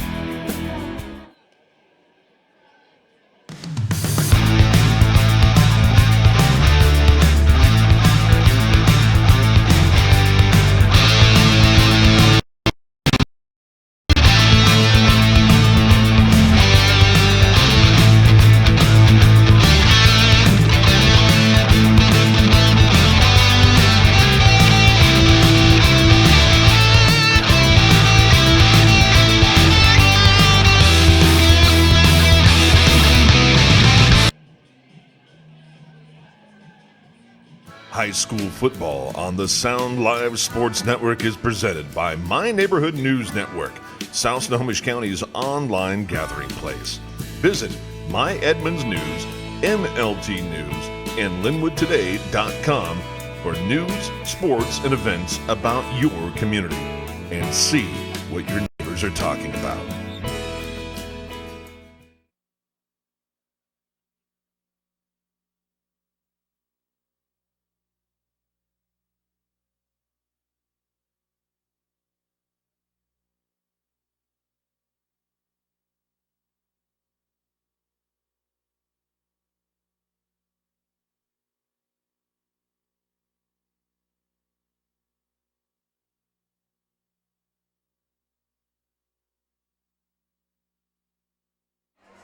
Turn the mic on here on the Sound Live Sports Network. Action Jackson halftime plumbing. It is not Warrior friendly right now. 17-0 Woodinville at the half. Not when you don't get any plus yards in the first half. You have 2 interceptions. The quarterback has 0 passing yards. That's a tough first half. And like Steve was saying, Woodinville hasn't looked that sharp either. I mean, we're again, what we've been saying is the offensive defensive lines that's where the game's being won now. Turnovers, you also got a fumble. So you got 3 turnovers in the first half for the Warriors, 1 for Woodinville. And if Woodinville didn't fumble that time, we don't know what the score could be. So yeah, it was a sloppy first half, I'd say, on both teams' part. But the line for Woodinville is beating the Warriors line right now. Yeah, and second game into the season, you almost anticipate you're going to have some mistakes, especially with some youth. Both these teams have young juniors and sophomores playing in some meaningful roles on this team, but you don't anticipate that you're going to draw a blank at in the total yards column if you're Edmonds-Woodway. That probably wasn't chalked up in the pregame pep. No, and I guarantee you that Coach Gradwell, after 8 turnovers last week, they talked about that this week. You know, that has to be a concern right now. Why we're turning the ball over. And, fumbles and stuff, that happens. Quarterback's got to stop throwing the ball to the other team. 11 turnovers in 2 games, or actually a game and a half, the 6 quarters of football. Not something that you want to write home about. No. Let's grab some stats here. Steve Willits doing the penmanship here. Let's see if I can do him justice. 27 plays, 5 yards, 3 turnovers. That's 5 yards, total yards for Edmonds-Woodway in 27 plays. That's rough. That's tough, yeah. Woodinville quarterback Sheffy, 7 for 18, 81 yards. He's had some good plays. He's had some tough plays, but a lot of that, the tough ones, I think you've got to credit to big number 88 in green. I think he's been feeling the pressure of Gay all day. And I think he came out a little hyped up because his first few throws that he was missing were high. And usually that's because of adrenaline, because he throws a nice ball. The one ball he threw over the middle, he really zipped it. And, I don't know any receiver that's going to catch that ball. That thing was moving. Especially one-handed. One-handed, yeah. Crawl, on the other hand, on the other side of the ball, 3 for 11 with 2 interceptions. So 5 completed passes, 2 to the other team, and 0 total yards. Yeah, that's something they got to work on. Obviously, if you this is why you play non-conference games, to start seeing where you got to improve, and this is something that the coaches are going to use for a teaching moment. So in the second half, and the rest of the Westco League, they can get out there and show we're better than what we're showing in the first half. Sheffy was able to run the ball, also 6 carries for 9 yards. Hamer, though, the big guy, able to do most of that damage, including a 24-yard touchdown scamper. He's credited with 2 of the Woodinville touchdowns. 11 carries, 60 yards, and those 2 scores. Yeah, he's a big back. I don't think he's exceptionally fast, but he's smart. He reads the holes, and once he gets going, he's a big load, and he's had some big holes. Fooch, the guy that's gotten the most catches, the most passes thrown to him, 4 catches for 22 yards. That's kind of take it or leave it, not a bad first half for a wide receiver, especially in a high school football game. No, and he's a big target. I mean, you called that a couple times. He's a big target. He probably could have had a few more if the passes were a little closer. He runs a good route. Like you said, he's got a great first step. He's running his guys off nice. So, and I don't know if that's the Warriors being passive because they're, always worried about what's behind them, or is that just great, he just runs good routes. The main stat you need to know right now, at the half, 17-0 Woodinville over Edmonds-Woodway. And again, at the half, it's the Action Jackson Plumbing halftime show. Scott and I will take a quick break and come back for more in just a moment on the Sound Live Sports Network.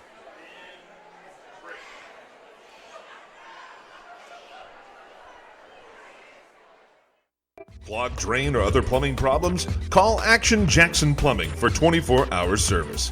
Unclogging most internal drains for just $99 plus tax. Call 425-877-5601 or visit actionjacksonplumbing.com.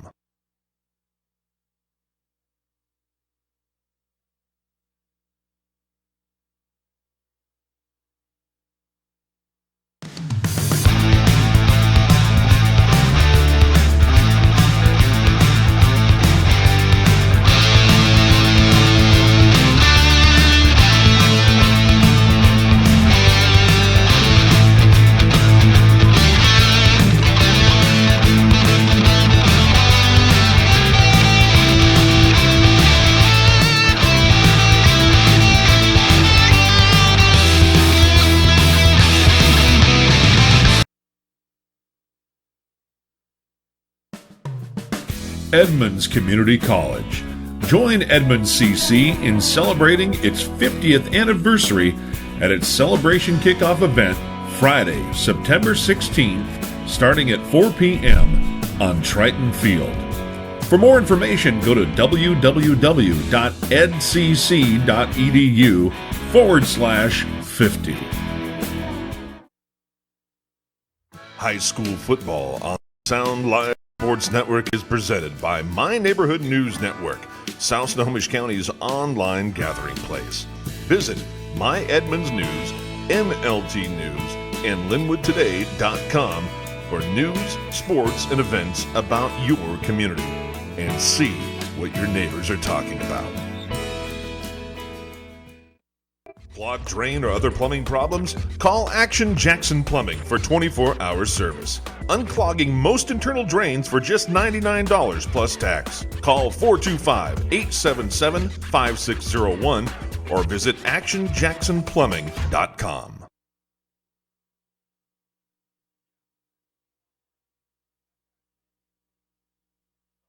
Yeah. At the half, it is 17-0. Still in the daylight here at the 5 o'clock contest. The first of the doubleheader coming up after this one will be the Meadowdale-Redmond contest. We hope you'll stick around on the Sound Live Sports Network.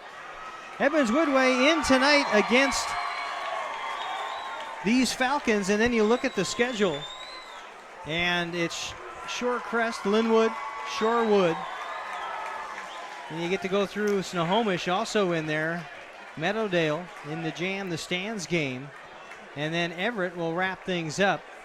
So you get two 4A schools out of the way, and then you got to jump right into things immediately against Mount Lake Terrace, the first of your regular season league opponents.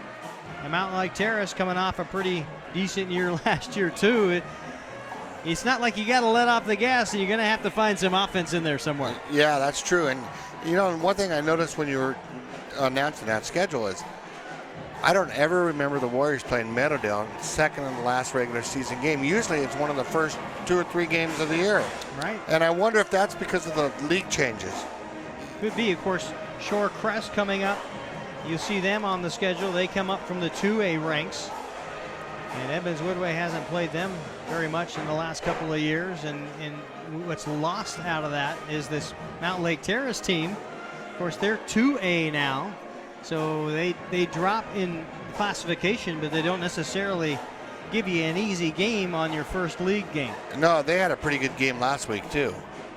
So, yeah, it's not going to get easy. And the Warriors, I think good things are going to happen. I think they just got to figure it out. They got to do what they can do best. Coach Gradwell's one of the best in Wesco, in my opinion, and I think that he'll get it figured out. He'll get them going in the right direction. Look at next week on the Sound Live Sports Network. Of course, that Mount Lake Terrace Edmonds-Woodway game will be the late game, the 8 o'clock game here on the Sound Live Sports Network. That one usually draws a lot of folks to Edmonds District Stadium. It'll be preceded by the Shorewood-Linwood contest. Linwood looking very good after the win against the Ballard Beavers that you and I got to watch last week. Yeah, we called that game, and I was really impressed with Linwood.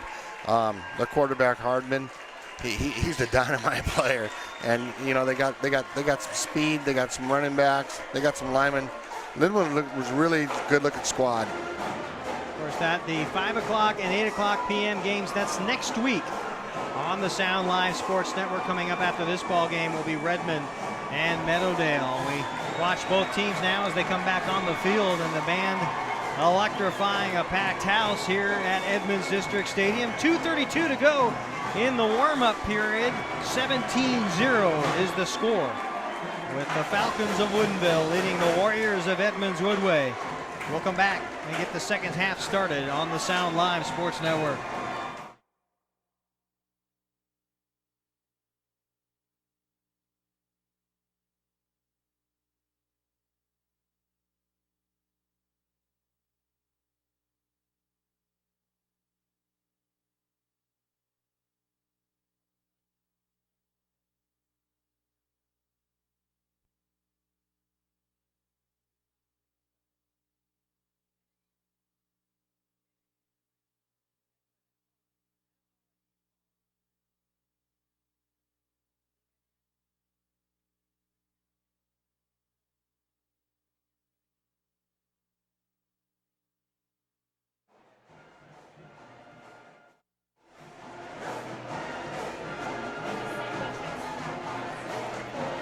Just before the half here on the Action Jackson Plumbing halftime report on the Sound Live Sports Network.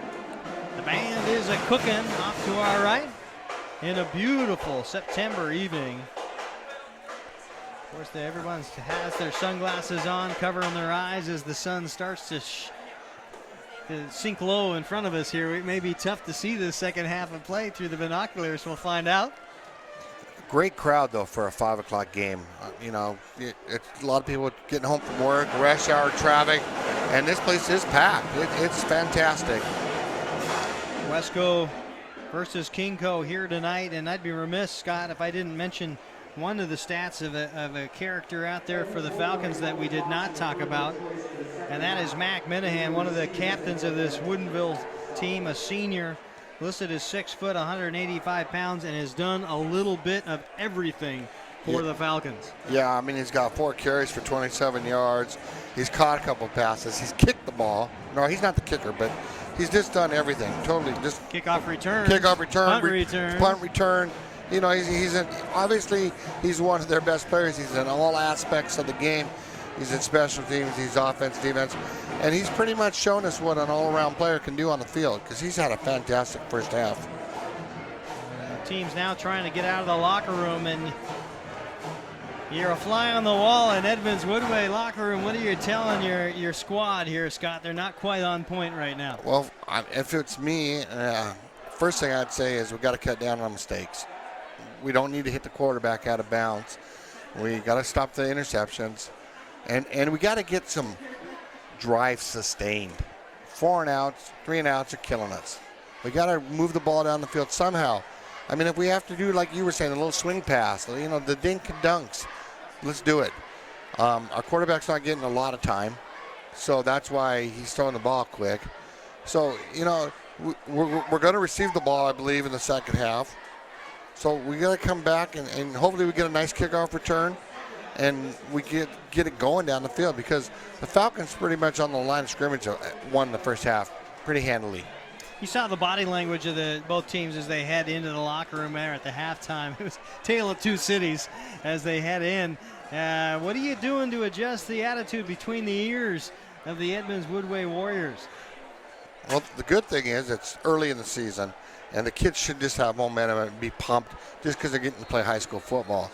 So hopefully that happens. Edmonds-Woodway deferred the call it fair catch, and we'll get to receive the ball after halftime, which is what we just witnessed there, taken in by Sean Norton, special teamer. And that was not a bad play. We saw this last week. It was that little pooch kick, and instead of letting it hit the ground, rolling deep, or going up and getting hit for a fumble, he raised his hand, and now the Warriors got the ball on the 31-yard line. So, smart play. Cameron Crawl will go under center with Twins on the far side, the I backfield, and they get the Warriors jumped. count wrong. Tyler McClendon jumped. And that is the mistake that you were talking about right there. That's the way. That's the way to get yourself into a deeper hole. Yeah, that's exactly what you didn't want to do. First play is come out and make a mistake. Now you went from a 1st and 10. Excuse me, I called that wrong earlier on the 26 to a 1st and 15. So it makes it tough. No time off the clock yet on this third quarter of play. Edmonds District Stadium on the Sound Live Sports Network. Crawl under center, turns around, will hand the ball off, and leaping for about a yard gain is the ball carrier. That will be Cherry once again. Number 46, Christian Orton. He's a senior, offensive defensive lineman, 6'1", 218. He just was all over that play.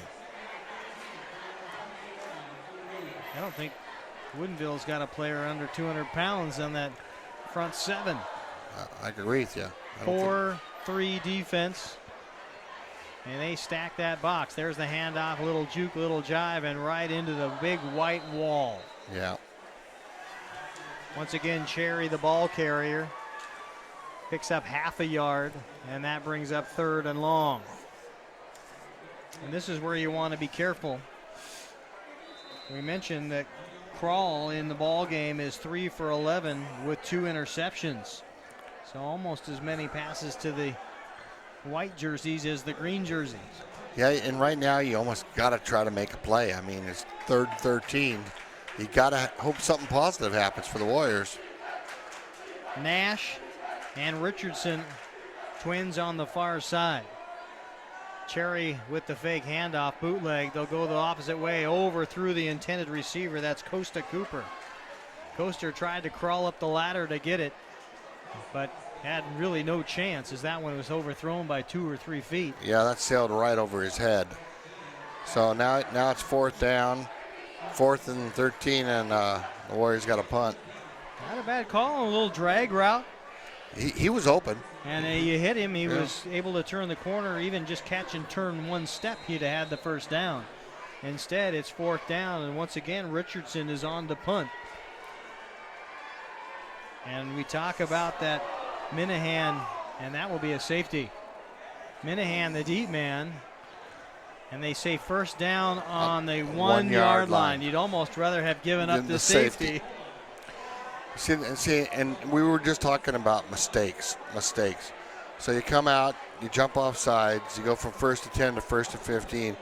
Then you try a few plays, you don't get nothing, throw it incomplete, and then you snap it over your punter's head, and you recover it on your own 1 yard line.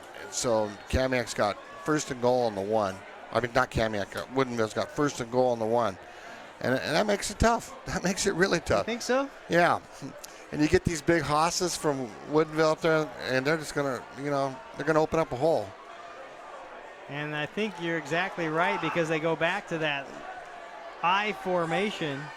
Edmonds-Woodway stacking the box. They'll put Minahan. Nice stop. Into the pile, and he will come up short on forward momentum.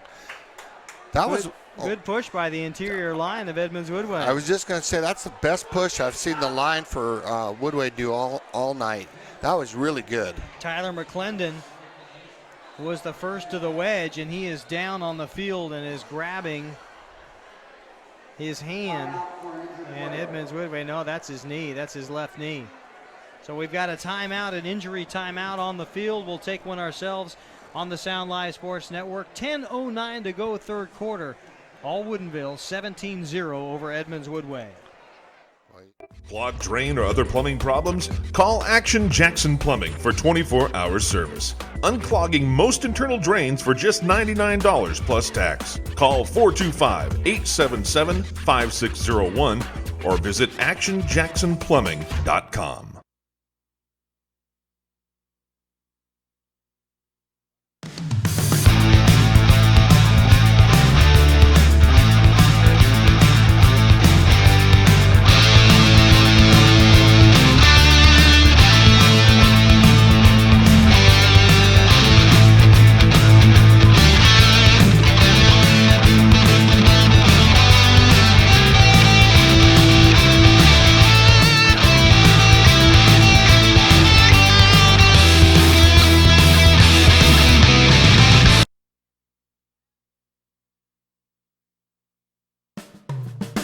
Edmonds Community College.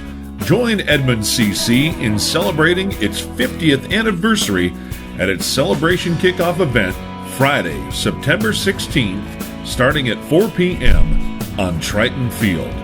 For more information, go to www.edcc.edu/50.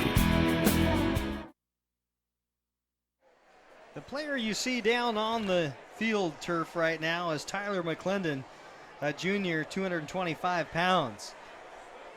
And you want to see a 225-pound young man screw his face up. You give him what you give for cramps if you're Edmonds-Woodway training staff, and that's mustard packets, Scott. Yeah, they ran him out in the field, and he had to have a couple, and you could tell he's not a mustard fan. No. But he shuddered. That entire frame shuddered down there on the field turf, and up he comes after a cramp. Which was a lot better than we first thought was the knee. So right. That's a good thing. He's limping off the field. He's still cramping, but looks like now he's almost ready to run off the field. So positive thing. The old mustard pack comes through again. And not only one, but two. And you could tell by the laughter on the trainers and his teammates that we were seeing the back of McClendon's head, but we could tell exactly what was going on the other side. Second down and goal to go and into the end zone. Touchdown. Woodinville will tack on 6 more. Yeah, I don't even know if he got touched, Keith. He went right up the middle. That was big fullback, running back. Hayner. That was Jake Kim, It was Jake Kim, the 32, big yeah. defensive man who also plays running back at 208 pounds coming at you. Yeah, they made that look pretty easy, unfortunately, for the Warriors. 2 plays, a yard. Kim with a 1-yard TD run. And now here comes the Roth kick. It is up, and it is good. So 24-0 Woodinville with 10 minutes to play here, third quarter. We'll take another break on the Sound Live Sports Network.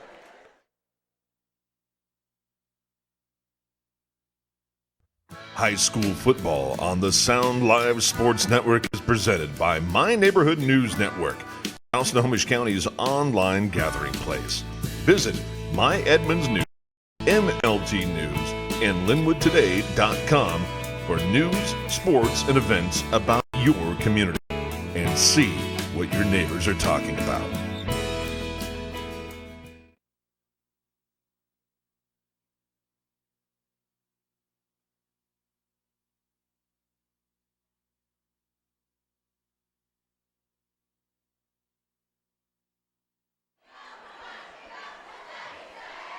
Jalen Nash, Capaccio Cherry back for Edmonds-Woodway.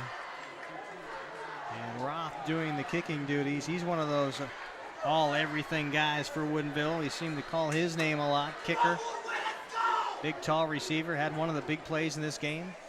Yeah, he's a done-it-all player. And they have quite a few players that are like that. Nash will take it in against the wedge, breaks free. Now he'll scoot through the middle, has one guy around his ankles that he tried to kick out of, but dropped at the 30-yard line at Edmonds-Woodway. We'll see what they can get done. Yeah, that's probably one of the best field positions the Warriors have had in a while. And they got a little room to work with, and let's see what they got up their sleeve. Hate to break it to you, Scott, it's not been about the Edmonds-Woodway field position at this point. They've had some good, they've had some bad, and they've squandered them both. Yeah, I'm trying to be positive. Good. And another Warrior has jumped. That time, I think number that was 70, encroachment. Mark Tree. Yeah, I you're saw right. a You're flinch. right. You're right. No, an No, encroachment. they are going to give yeah. an encroachment. Yeah. And I think Woodinville's got a bit of an argument. Yeah, when those two big linemen crossed for Woodinville, he got up, and then so they made him get up. I think that's the way the rule interprets. So 1st and 5. More positive Edmonds-Woodway yards. They'll take it any way they can get it. There's the spin, the handoff. Will go to Cherry, 2 yards toward the line to gain up near the 40, be just shy. We'll put it at the 39-yard line. So now the Warriors offensive linemen, they've got to really dig deep and get in there and get some push so the Warriors can keep the ball on a drive and sustain a nice drive down the field. 9:28 to go, 3rd quarter here at Edmonds District Stadium. Long shadows beginning as the sun setting behind the Woodinville bench. Cameron Crawl under center. They've gone away. Now there's the fullback dive.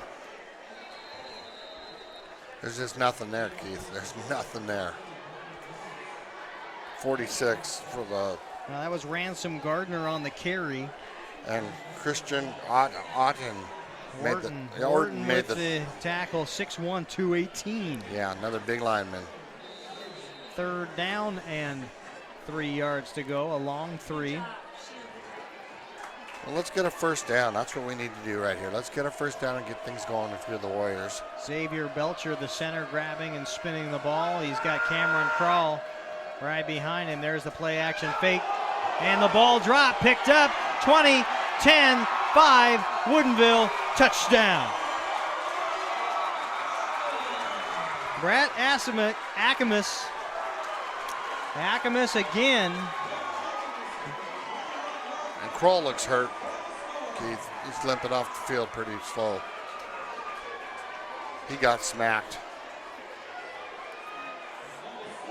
Akamus picked up the fumble after making the sack. Crawl just couldn't hang on to the handle long enough, turned around on that naked bootleg, and the backside was less than open. Yeah. And there we go. It's another fumble and return for touchdown.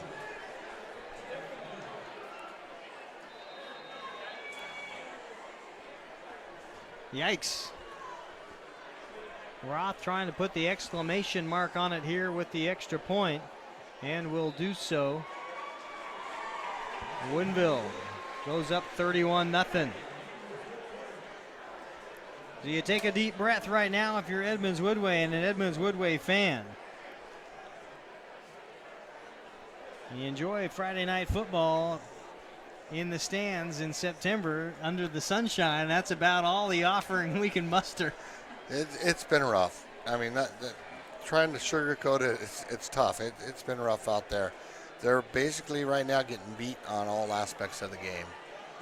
And now they're back to probably minus yards.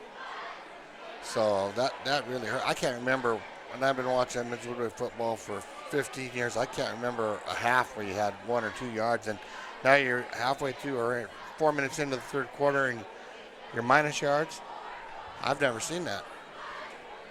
That does two things. It allows you to see what you need to work on. It may allow you at some point in time to play against the second string of Woodinville and actually work on some things.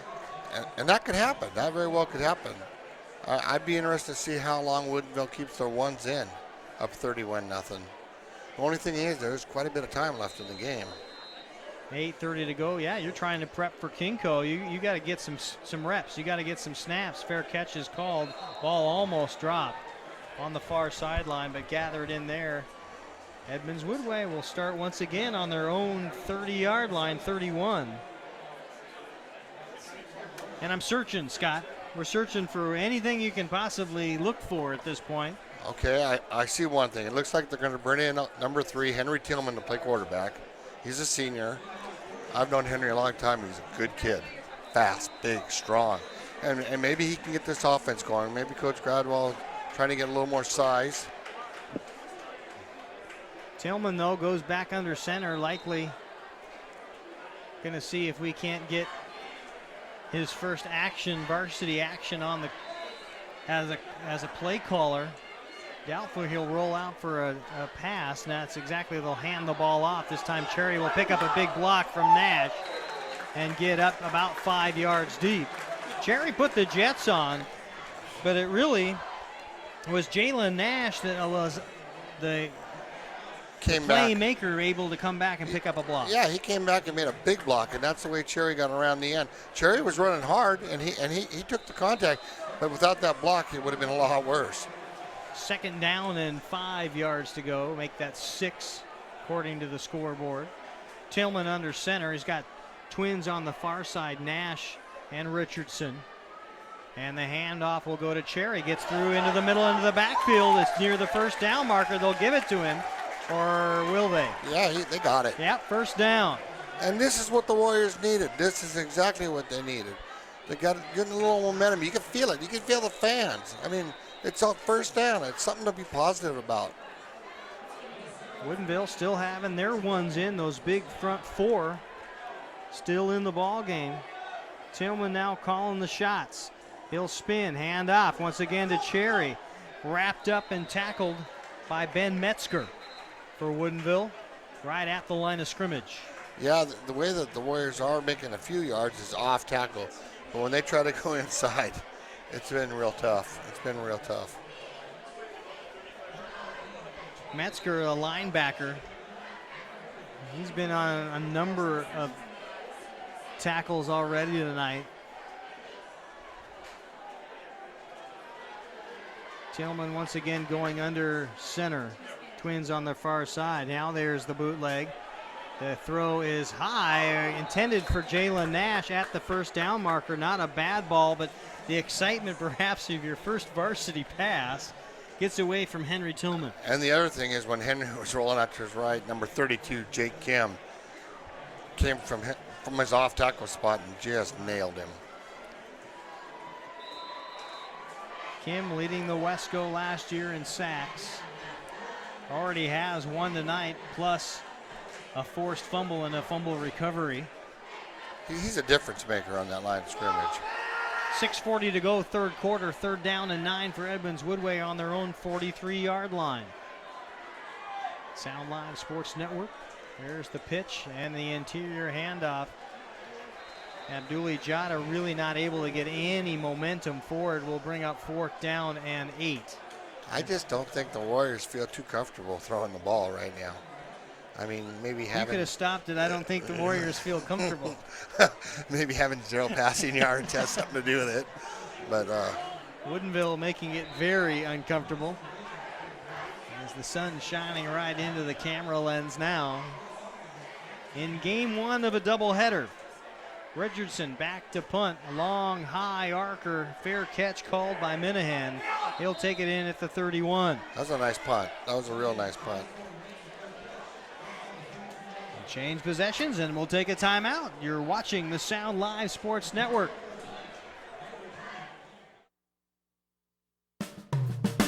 Edmonds Community College. Join Edmonds CC in celebrating its 50th anniversary at its celebration kickoff event Friday, September 16th, starting at 4 p.m. on Triton Field. For more information, go to www.edcc.edu/50.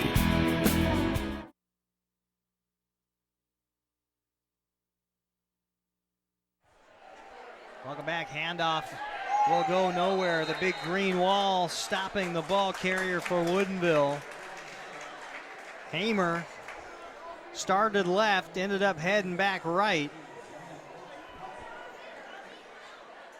And you know, Keith, the E-Dub defense has been playing well all night. They just, the odds have been stacked against them where Woodville's been getting the ball.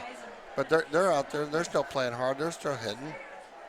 Dan Brown, Muhammad Hassan, of course, Ali Gay in the front also alongside Zion Watson.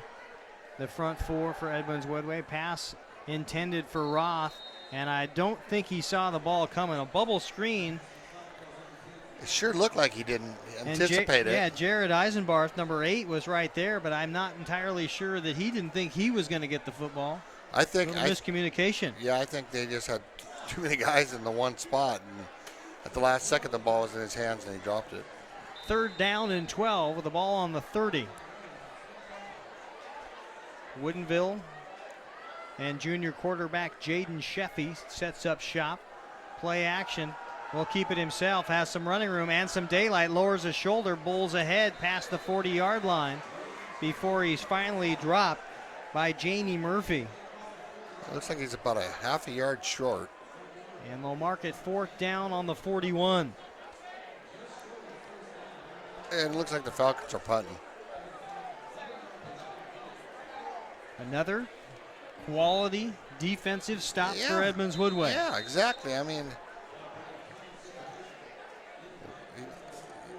you got to stop the mistakes on offense, and this would be a lot closer game. Roth back to punt.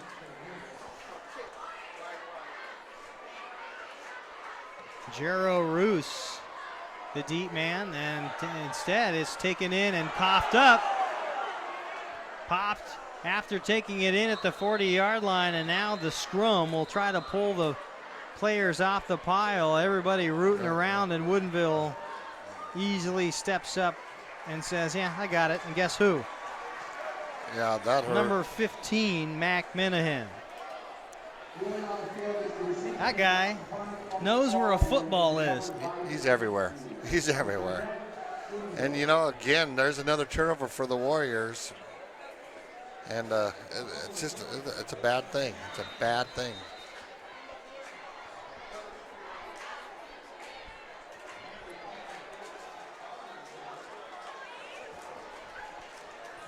So another fumble. 1, 2, 3 fumbles, 4 fumbles, and 2 interceptions. You're almost where you were last week, Scott. Yeah, 6 turnovers. That's going to be hard to win any games.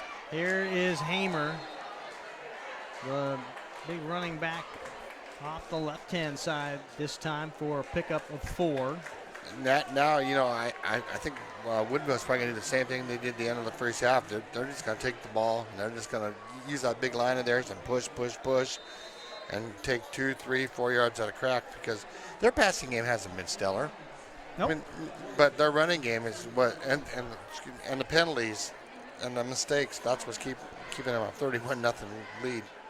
2nd down and 5 with 2:53 to go. Keeper. And nowhere to run to, and the big crunch at the end as Sheffy is able to just dive under the pile. I think Edmonds-Woodway defenders ended up putting more of the crunch on themselves than they did the quarterback. He's lucky he got anything out of that. Would he get a yard, maybe? Yeah, half a yard. Yeah. Brings up 3rd down and 7. So let's see what the Warriors can do on this defensive play. They need a stop. Pretty obvious, but, you know, they might not be winning this football game, but they got to start getting plays for momentum for later on in the season. Next week. Hamer in the backfield. They've got 2 tight ends. And now the pass, it is caught at the 24-yard line. They say no touchdown. It was a trap. Yeah, I think he dropped it. It's hard to see with that sun over there, but I think it bounced it. Roth, the intended receiver, sold it well. Yeah. But it'll be 4th down. So what do you do if you're Woodinville now? You got 4th and 7, but you're on the EW. I mean, you're out of field goal range. I wouldn't be surprised if they go for it. Well, on the way Edmonds-Woodway has been driving the ball, you're nothing to really lose. You give it back to him on the 38 or whatever. You're not hurting, and that's exactly what they're doing. So they'll bring twins. Well, make that trips on the near side. Roth, the solo man on the far side. Hamer in the backfield along with Sheffy in the shotgun against the 4-3 defense. Coming through and under some heavy pressure. Oh, he's down. Sheffy will drop. Wrapping him up. Jamie Murphy. Nice play. Well done. And outside linebacker coming in. The man in the middle. I believe that could have been the nose tackle in Tillman. I think they got up the middle early. and allowed Murphy to come around end and hit the quarterback. Go back and look at that one. First down and 10 on the 44-yard line after the loss on downs, the turnover. Plowing right ahead, positive yardage. And we got a new quarterback in, Keith, number 10. Riley Chappelle. Riley the junior, 6 foot, 165 pounds. Getting his snaps. Chappelle watching him at practice. Running the scout team. Now gets a chance to set up with the first team. Second down and 5. Chappelle under center tries the hard count. Won't work. Hand the ball off to another running back. Pop. Jack Tillman, the ball carrier. Which is Henry's little brother. But Jack didn't get too much on that one. 29, number 29. I think that's Kelly Jackson. My apologies. Okay. Kelly Jackson, the ball carrier. Although Jack still is, I'm sure, Henry's little brother. He is still Henry's little brother, yes. Third down and 5 with the ball about midfield. Chappelle will survey the land. Look over at head coach John Gradwell. Tries the hard count, nothing doing. 7 on the play clock. They'll finally roll out. Stepping up into the pocket is Chappelle. He'll go long. Has 2 to beat. And it will fall at the feet of the intended receiver, Jero Roos. Roos, I don't think saw it coming and didn't know where it was in the air. No, and he was double teamed back there. The Falcons had 2 guys on him, so it would have to be almost a bang-bang play for that one to work. But, you know, I was just thinking this is a nice time for Riley to get in, get some reps, get ready, show coach that, hey, if you need me, I'm ready to go. Unfortunately, it's 4th down. Richardson, unfortunately, doing the majority of his work in this ball game from the punt squad rather than the wide receiver side of things where he's active. You also see big number 88 now on the sidelines in shorts after a fair catch. Menahan takes it in for Woodinville. They'll start another possession with 27 seconds to go here, third quarter. So Gale's done for the night, you think? Yeah, I'd say Gay's done. He's got a shoulder brace on. He's got his shorts on. The coaching staff over talking to him right now. He's got his head down. Whether he's just been told that night is over or he's not feeling well, I don't know. It's hard to tell. I didn't see him come out. But that's one of those type kids that you got a big body and nursing an injury, perhaps. Why even risk it at this point? Yeah. Get him out. Yep. Hamer on the carry. Tries to come back and cut back across the grain. Stopped after 2 yards. And league play starts next week, right? So that's much more important, you know, in the big picture than this game. Mount Lake Terrace will be the opponent next week for Edmonds-Woodway. They'll play the 8 o'clock game right here at Edmonds District Stadium. We'll have the call on the Sound Live Sports Network. That is the end of the third quarter. And that'll draw the third quarter to a close. Woodinville up big, 31-0 over the hosting Edmonds-Woodway Warriors. We'll take a break ourselves here on the Sound Live Sports Network. Come back with the final 12 minutes of regulation.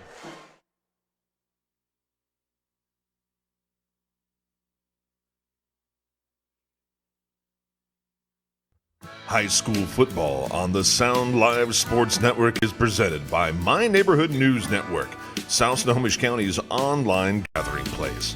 Visit My Edmonds News, MLT News, and LinwoodToday.com for news, sports, and events about your community.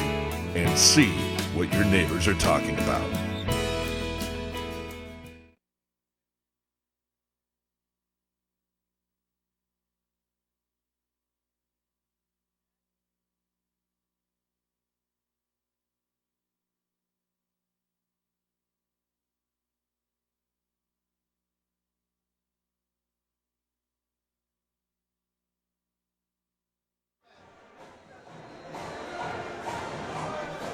Woodinville will start the third quarter of play at their own 26-yard line. And the handoff, a penalty flag is down, dropped in the backfield. Was the ball carrier Hamer. A new ball carrier, I believe. That was number 20, Matt Jones, the running back. And we'll find out what the penalty is, sort things out. And I believe it'll go against Edmonds-Woodway, although Edmonds-Woodway are pleading their case right now. No, they're getting the answer on what they want to do with this. Yeah, it looks like Woodinville's moving back. Well, Keith, that third quarter, to say the least, was a little bit rough. Total yards, Edmonds-Woodway -7, Woodinville 7. That's not the way either team probably wanted to showcase the third quarter. No, that's a rough quarter.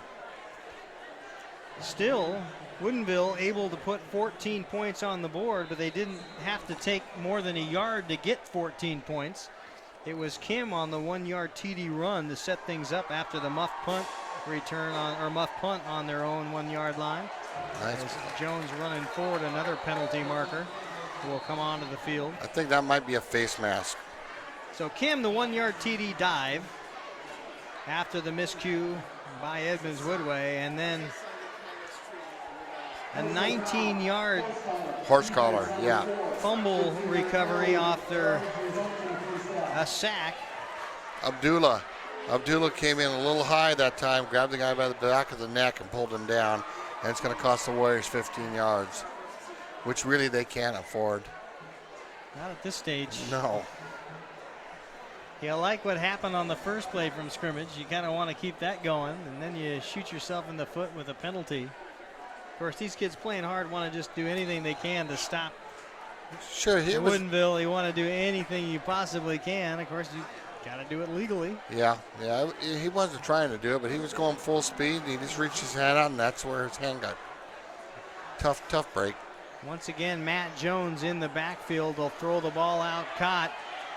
It's Frank Yaris. Yaris will take it past midfield and out of bounds at the 44-yard line of Edmonds-Woodway. A nice little flip out to a second receiving core.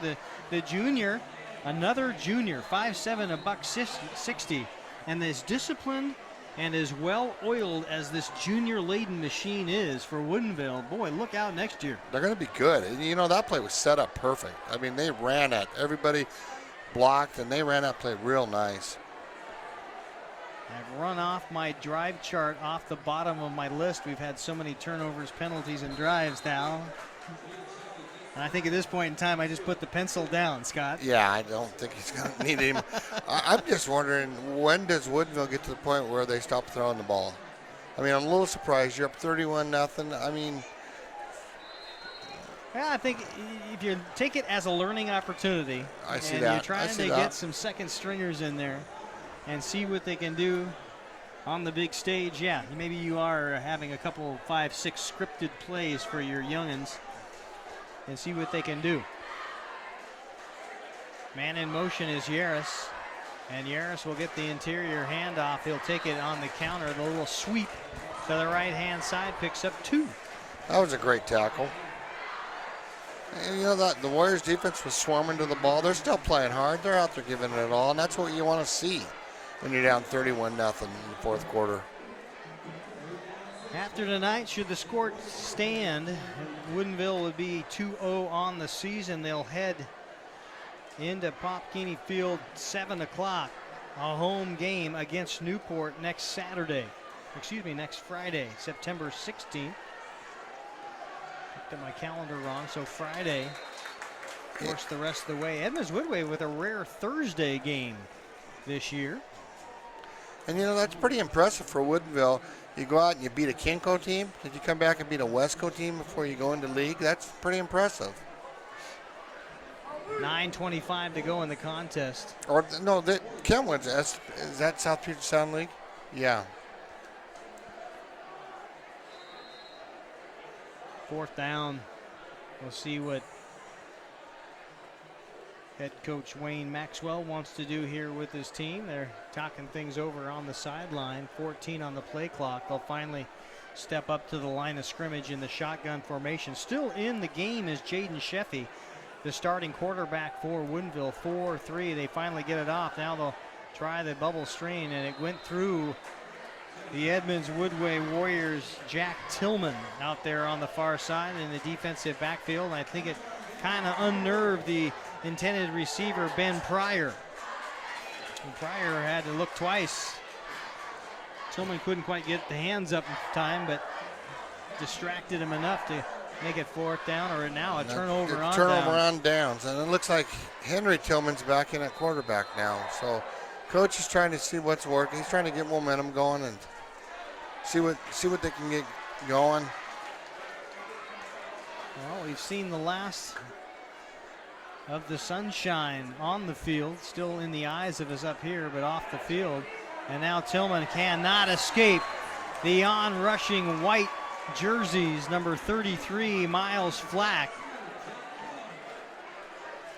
32, excuse me. That's Jake Kim. I should have known better. I think I should have known that. Yeah, he's there every play. I think the quarterbacks are finally going to look at the offensive linemen maybe tomorrow when they're watching film and say, can one of you guys please block? Because these poor guys have been taking a pounding all night. All the quarterbacks for Edmonds-Woodway. Kim, 5'10", listed as 208. Looks a little undersized as compared to a lot of his companions on the front line, but boy, does he hit at that line of scrimmage. And he's quick. Super quick. He's super quick. And it's harder for a big guy to block him because he gets around him with that great first step. Couple of yards. Edmonds-Woodway will set up a long 3rd down. Typical high school front 4-3 defense. Edmonds-Woodway went away from that for a little while there in that second quarter, going to the 3-4. And now the handoff on the interior, busting outside, and another fumble. And I think Edmonds-Woodway may have given it right back. And they did. Yep. 7th turnover of the contest for Edmonds-Woodway after giving up 8 last week. Yeah. That's a season for most high school teams. It's tough. That's the only word I can say. It's tough. And of course, they're getting on the fumble again. Woodville's getting the ball on the Edmonds-Woodway 31-yard line. So great field position for the Falcons. Mercifully, 7:21 left in this one, Scott. Yeah.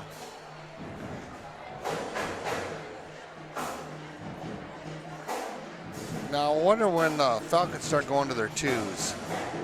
Because we'll find out right now. If you see number 3 in the ball game, and you do. Yeah. So Sheffy's still in the ball game, although they do have Matt Jones at running back.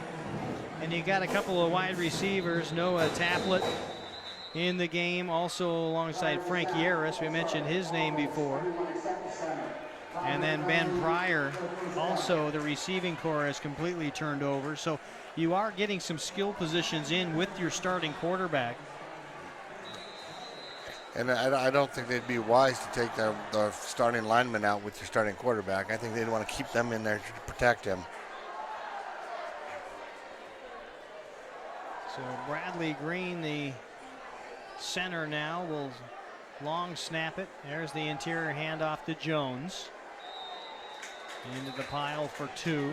2nd down and 12 yards, 13 yards to go. Now I'd really be surprised. I mean, they might, but I would really be surprised if Woodinville throws the ball. I think they're just going to grind it out.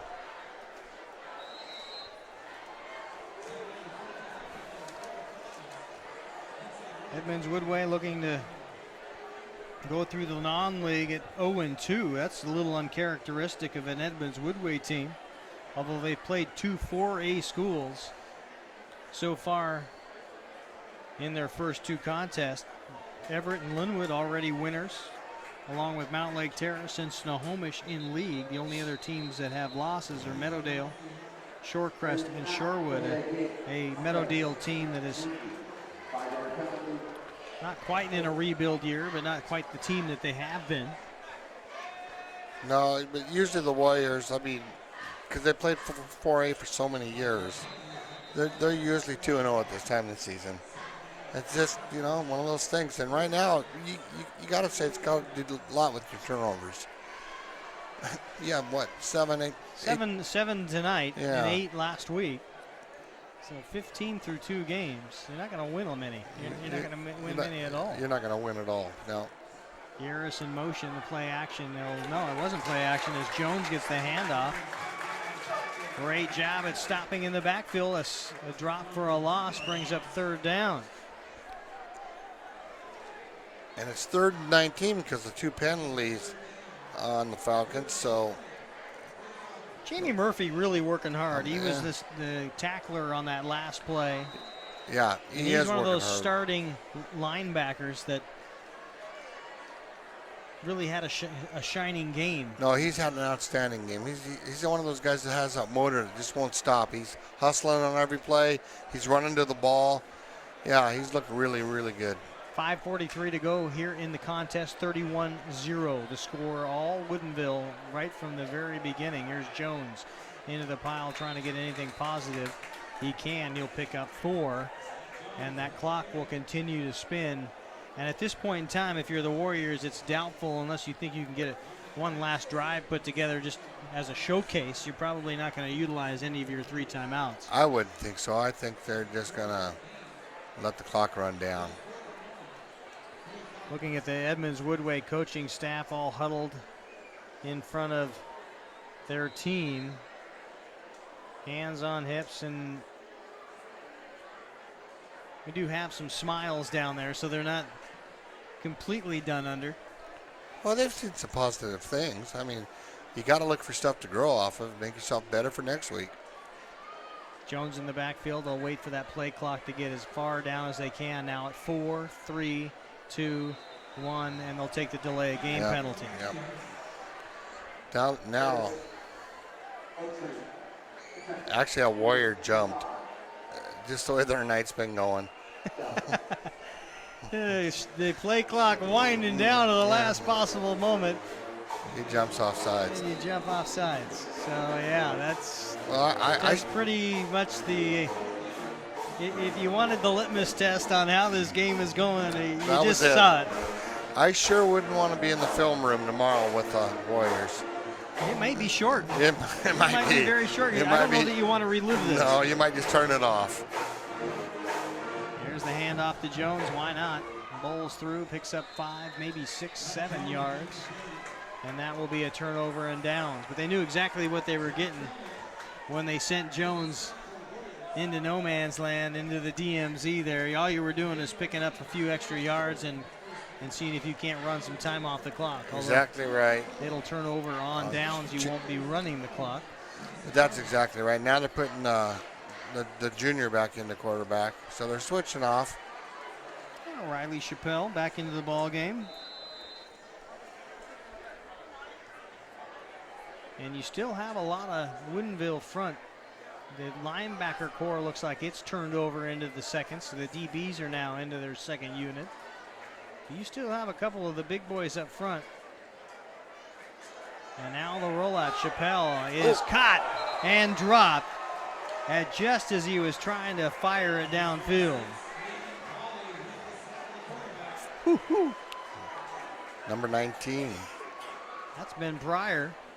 But I think it was number 36 that got the ball carrier or the quarterback. That's Aiden Cawley. Yeah, they were both there. He's a there. sophomore. 5'11", 160-pound sophomore. Yeah. Well, Keep drinking that water. Yeah, it's something. They're growing them big out there at Woodinville, that's for sure. 2nd and 19. Chappelle will go under center. That's 2 wide receivers, 1 on each side of him. And there's the overthrown ball. Almost was interception and turnover number 8 for the Warriors. Yeah, that would have been bad. We've called a lot of games, Scott. Yeah. And I have to say, I'm not sure I've grasped for words as much as I have in this last half of football. Sloppy. Very tough. Yeah.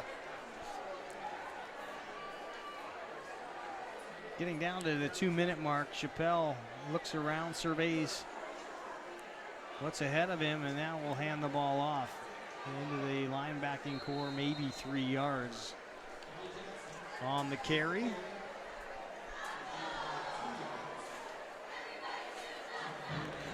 I think Coach Gradwell just threw. They came running off, and he just put his hand back to him and says, "Go for it." And took his hat off, scratched his head, and said, "We got to do something, guys." Why not? Yeah. Because at this point in time, you know he's not calling a timeout, and I'm No. guessing that head coach Wayne Maxwell for Woodinville will do the same. Yeah. And if it turns over on downs, you're going to knee it twice, and we'll game's walk over. out of here. Yep. Long faces in the sides of the Edmonds-Woodway faithful here to my right. I think they're shocked. And I probably have not seen an Edmonds-Woodway game like this in a very, very long time. No. We've been doing this a while, and I have to say I haven't seen it either. And so here we go. The Warriors got stopped, so now Woodinville's going to get the ball at the minute 28. And basically it's going to be 3 plays, 3 kneel downs, and the game will be over, I think. We'll take one last time out on the Sound Live Sports Network as they turn the ball over on downs. Well, no, we won't. We'll stay right here. They're going to come back on the field. I thought that Woodinville had called a timeout. But they are just getting everybody together. Edmonds Community College. Join Edmonds CC in celebrating its 50th anniversary at its celebration kickoff event Friday, September 16th, starting at 4 p.m. on Triton Field. For more information, go to www.edcc.edu/50. 3 seconds left on the play clock. They're not going to get it off. They're not even going to get the snap done. No, they'll back things up and then take the knee, although I think the officiating squad is just going to let them do it. And Yeah, there it is. yeah. So everybody's in on the last 2 plays of this. They know exactly what's ahead. And we're playing by the spirit of the law rather than the letter of the law. Yeah, the officials didn't even call that penalty. They just said, "That's it. Let's go." And the clock will wind down. It'll take one more snap to do it, as there's a 5-second differential between game and play clock. Although they aren't even running the play clock, so it may just wind down and that'll be it. Everybody on each sideline is lining up for the post-game handshakes. And that will do it. 31-0. Dominating performance by the Woodinville Falcons in their second contest of the regular season, having upended the Conks of Kentwood earlier last week. And they dispose of Edmonds-Woodway in 31-0 fashion here as the lights turn on at Edmonds District Stadium. We'll take a quick break on the Sound Live Sports Network. One more, we'll wrap it up and say goodnight and give way to the late night game that's coming up afterwards. Stick around. High school football on the Sound Live Sports Network is presented by My Neighborhood News Network, South Snohomish County's online gathering place. Visit My Edmonds News, MLT News, and LinwoodToday.com for news, sports, and events about your community, and see what your neighbors are talking about.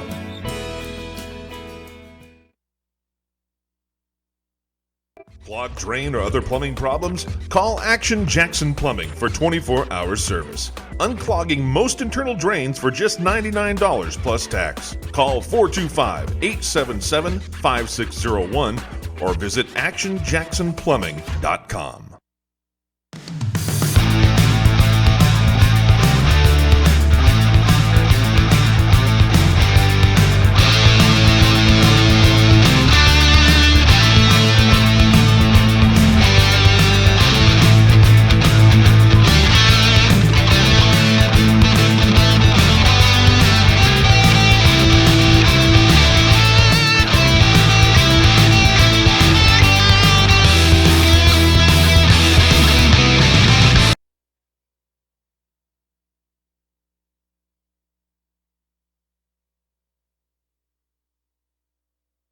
Clogged drain or other plumbing problems? Call Action Jackson Plumbing for 24-hour service. Unclogging most internal drains for just $99 plus tax. Call 425-877-5601 or visit actionjacksonplumbing.com.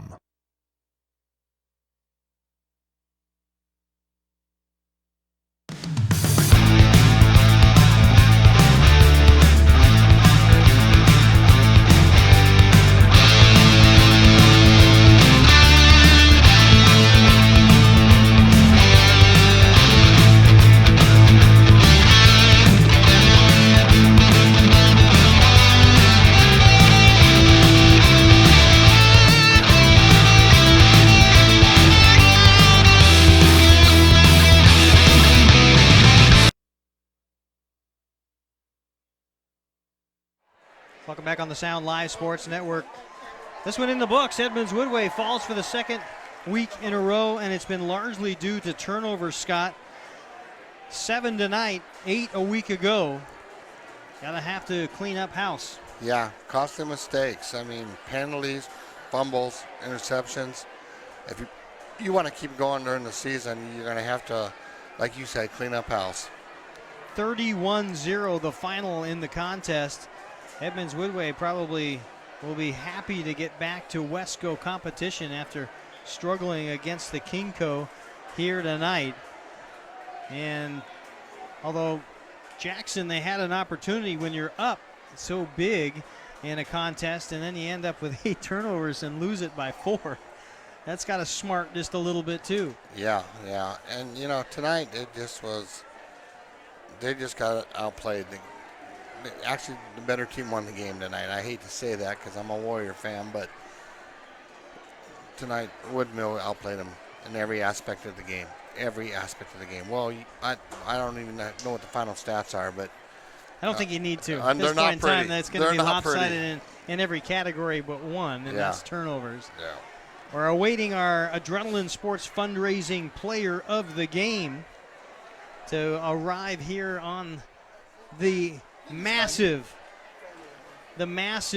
Sound Live Sports Network set up here in the press box. Although our Adrenaline Sports fundraising, unlike the game, moving at a glacial speed to get up here to the booth. Yeah. Where is he? It's a good question. Is he coming up?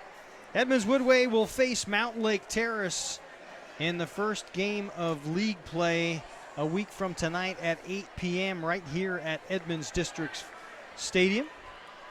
Keith Neely, Steve Willits, and Scott Brudevol will be alongside with the call in that one. And if we can't get our Adrenaline Sports fundraising player of the game, who's not moving whatsoever, which he's not, we may just get this shown and done.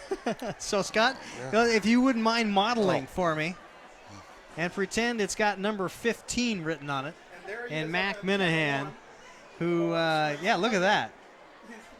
He's just down, he's just under, above the head there on the left-hand side. You got him just walking off to the left-hand side. That's Mac Minahan, who has an outstanding job both sides of the ball, front. Yeah, Mac played a great game. I mean, from that linebacking spot, wide receiver, ran the ball, did punt returns. You name it, he did it. All aspects of the game. He was vital on their offense, defense, special teams, and like return kicks, return punts, and just a great all-around game. We're not going to wax too poetic here after a thumping at the hands of Woodinville, 31-0, Edmonds-Woodway.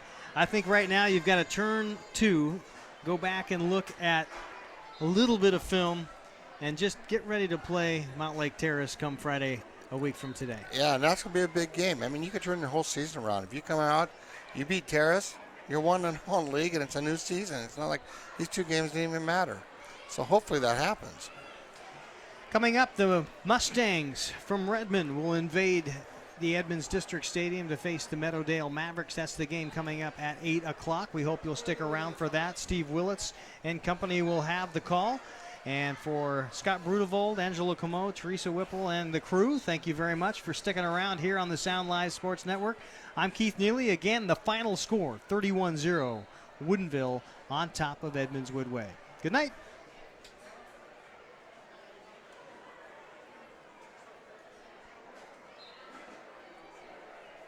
High school football on the Sound Live Sports Network is presented by My Neighborhood News Network, South Snohomish County's online gathering place. Visit My Edmonds News, MLT News, and LinwoodToday.com for news, sports, and events about your community, and see what your neighbors are talking about.